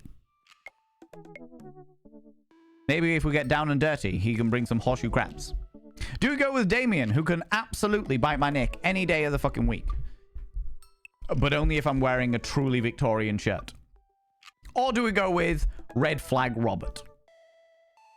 Is Robert the only one without a kid? Yes. Or at least we have not met Robert's kids so far. Robert shows up to all of like the family gatherings and stuff of like the other parents, but we have not yet seen a child. Coffee Dad Matt, 36% of you say we should go on a second date with Coffee Dad Matt. 29% of you said Vamp Dad. 21% of you said Smart Dad. And only 14% of you said Red Flag Robert. I am pleased with you, friends. I am pleased with you. You have made this infinitely better. Look, we've got one little love heart. All right. Let's quickly remind ourselves of what we're getting ourselves in for. Avid music enthusiast, passionate coffee drinker. Yes, okay. Selling bean juice. He can fucking have my bean juice. Or hanging out at the park with his amazing daughter. Hit me up about 80s no-wave music. Loves his cold brew setup. fine-tunes past the days, loves music, lots of music shit, and loves his shit with subtitles. This is where I went right the last time, and I completely forgot about it. Ideal date, go to the animal shelter, consider adopting a cat. Okay, so we like cats, animal shelters, subtitles, like foreign films, and music. Okay, we're all right. That's only because I didn't vote in time. I need to be in it to win it, friends, all right? In it to win it. I can see Robert having whips and chains and handcuffs in his place. Oh, yeah, definitely. Actually, do you know what? No, I disagree. I disagree entirely. Max White, thank you very much for giving that sub to Sway. Sway, I shall now inscribe your name on the mirror vein. Sway UK, your name is inscribed on the mirror of vein, which means you get access to my personal Snapchat. Not a bum Snapchat, though you've seen my bum plenty of times before, given the fact that we do photo shoots and stuff together. But anyway, the most important thing is you got to roll over every morning, look in the mirror, and go, God, I look rough. But goddamn, do I make rough look good?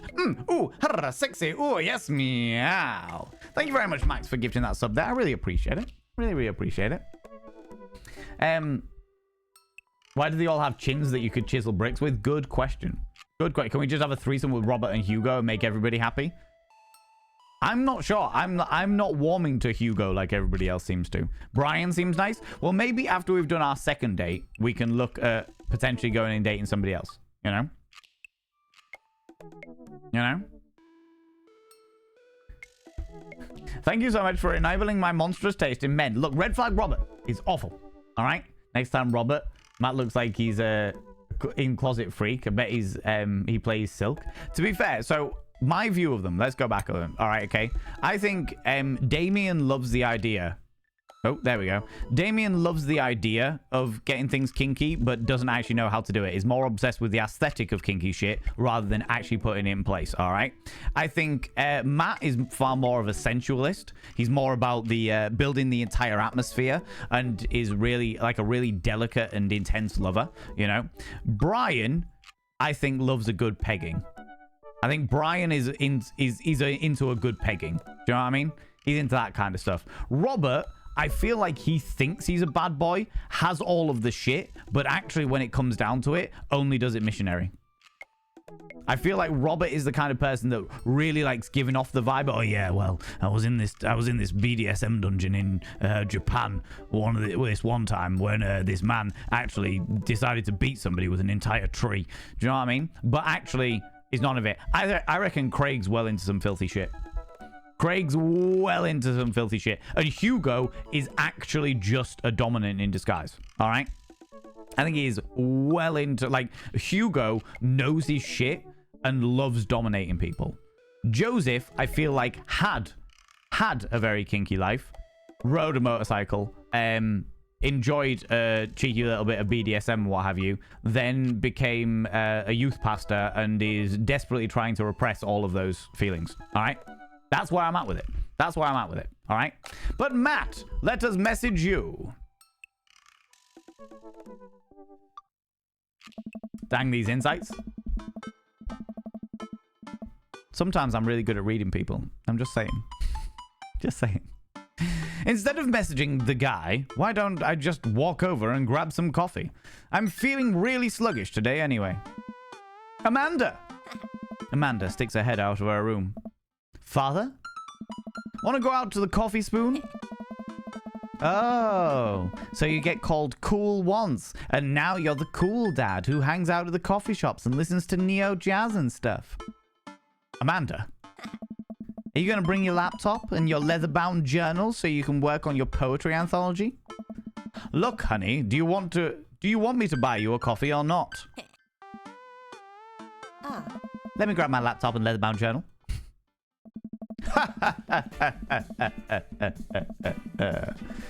However, friends, that is where we're going to leave it today. That is where we're going to leave it today, my happy-go-lucky chums.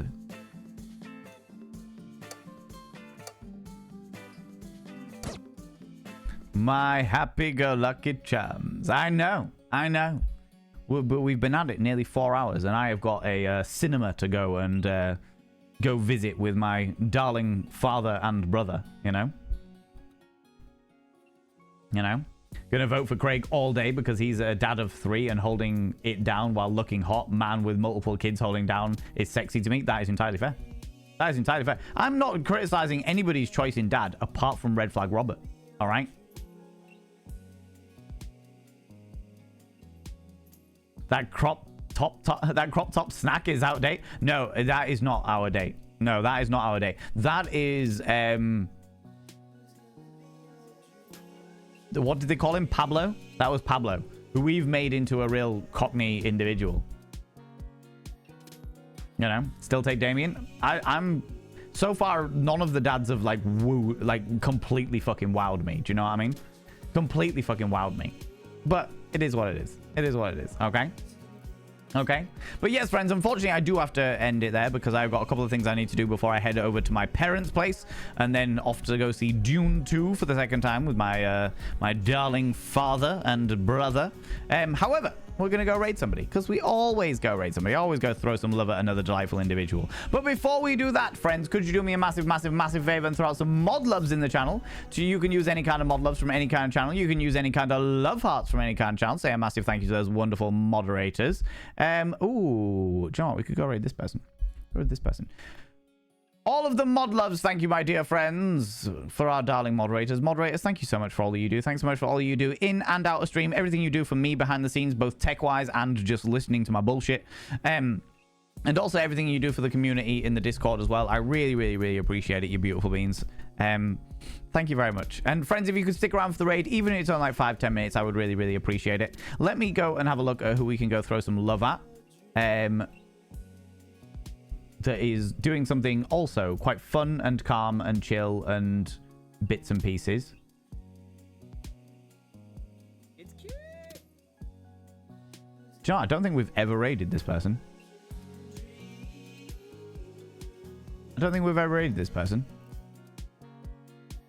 But I think like they would be a fun raid. They're playing a game that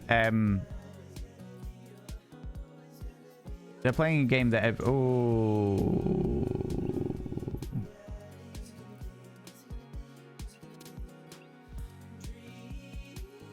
Yeah, you've been streaming a while. You'll be finishing up soon. All right, we'll go raid this person instead.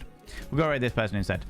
Thank you very much, Wanderer Gribble and Eris Ptolemy, for throwing out the raid messages there. Friends, if you are a subscriber, please copy and paste the first raid message. If you are not a subscriber, please copy and paste the second raid message. That's the first bot of vein raid message for subscribers. The second bot of vein raid message for non-subscribers. Let me get their name right. Right, we're going to go raid somebody completely new today. I have not raided this person before. But I popped into their stream a couple of times, and they have always been very cool, very chill, very happy-go-lucky. And I know a lot of people... I've been in a lot of people that have raided over to them that have always been good and fun and what have yous.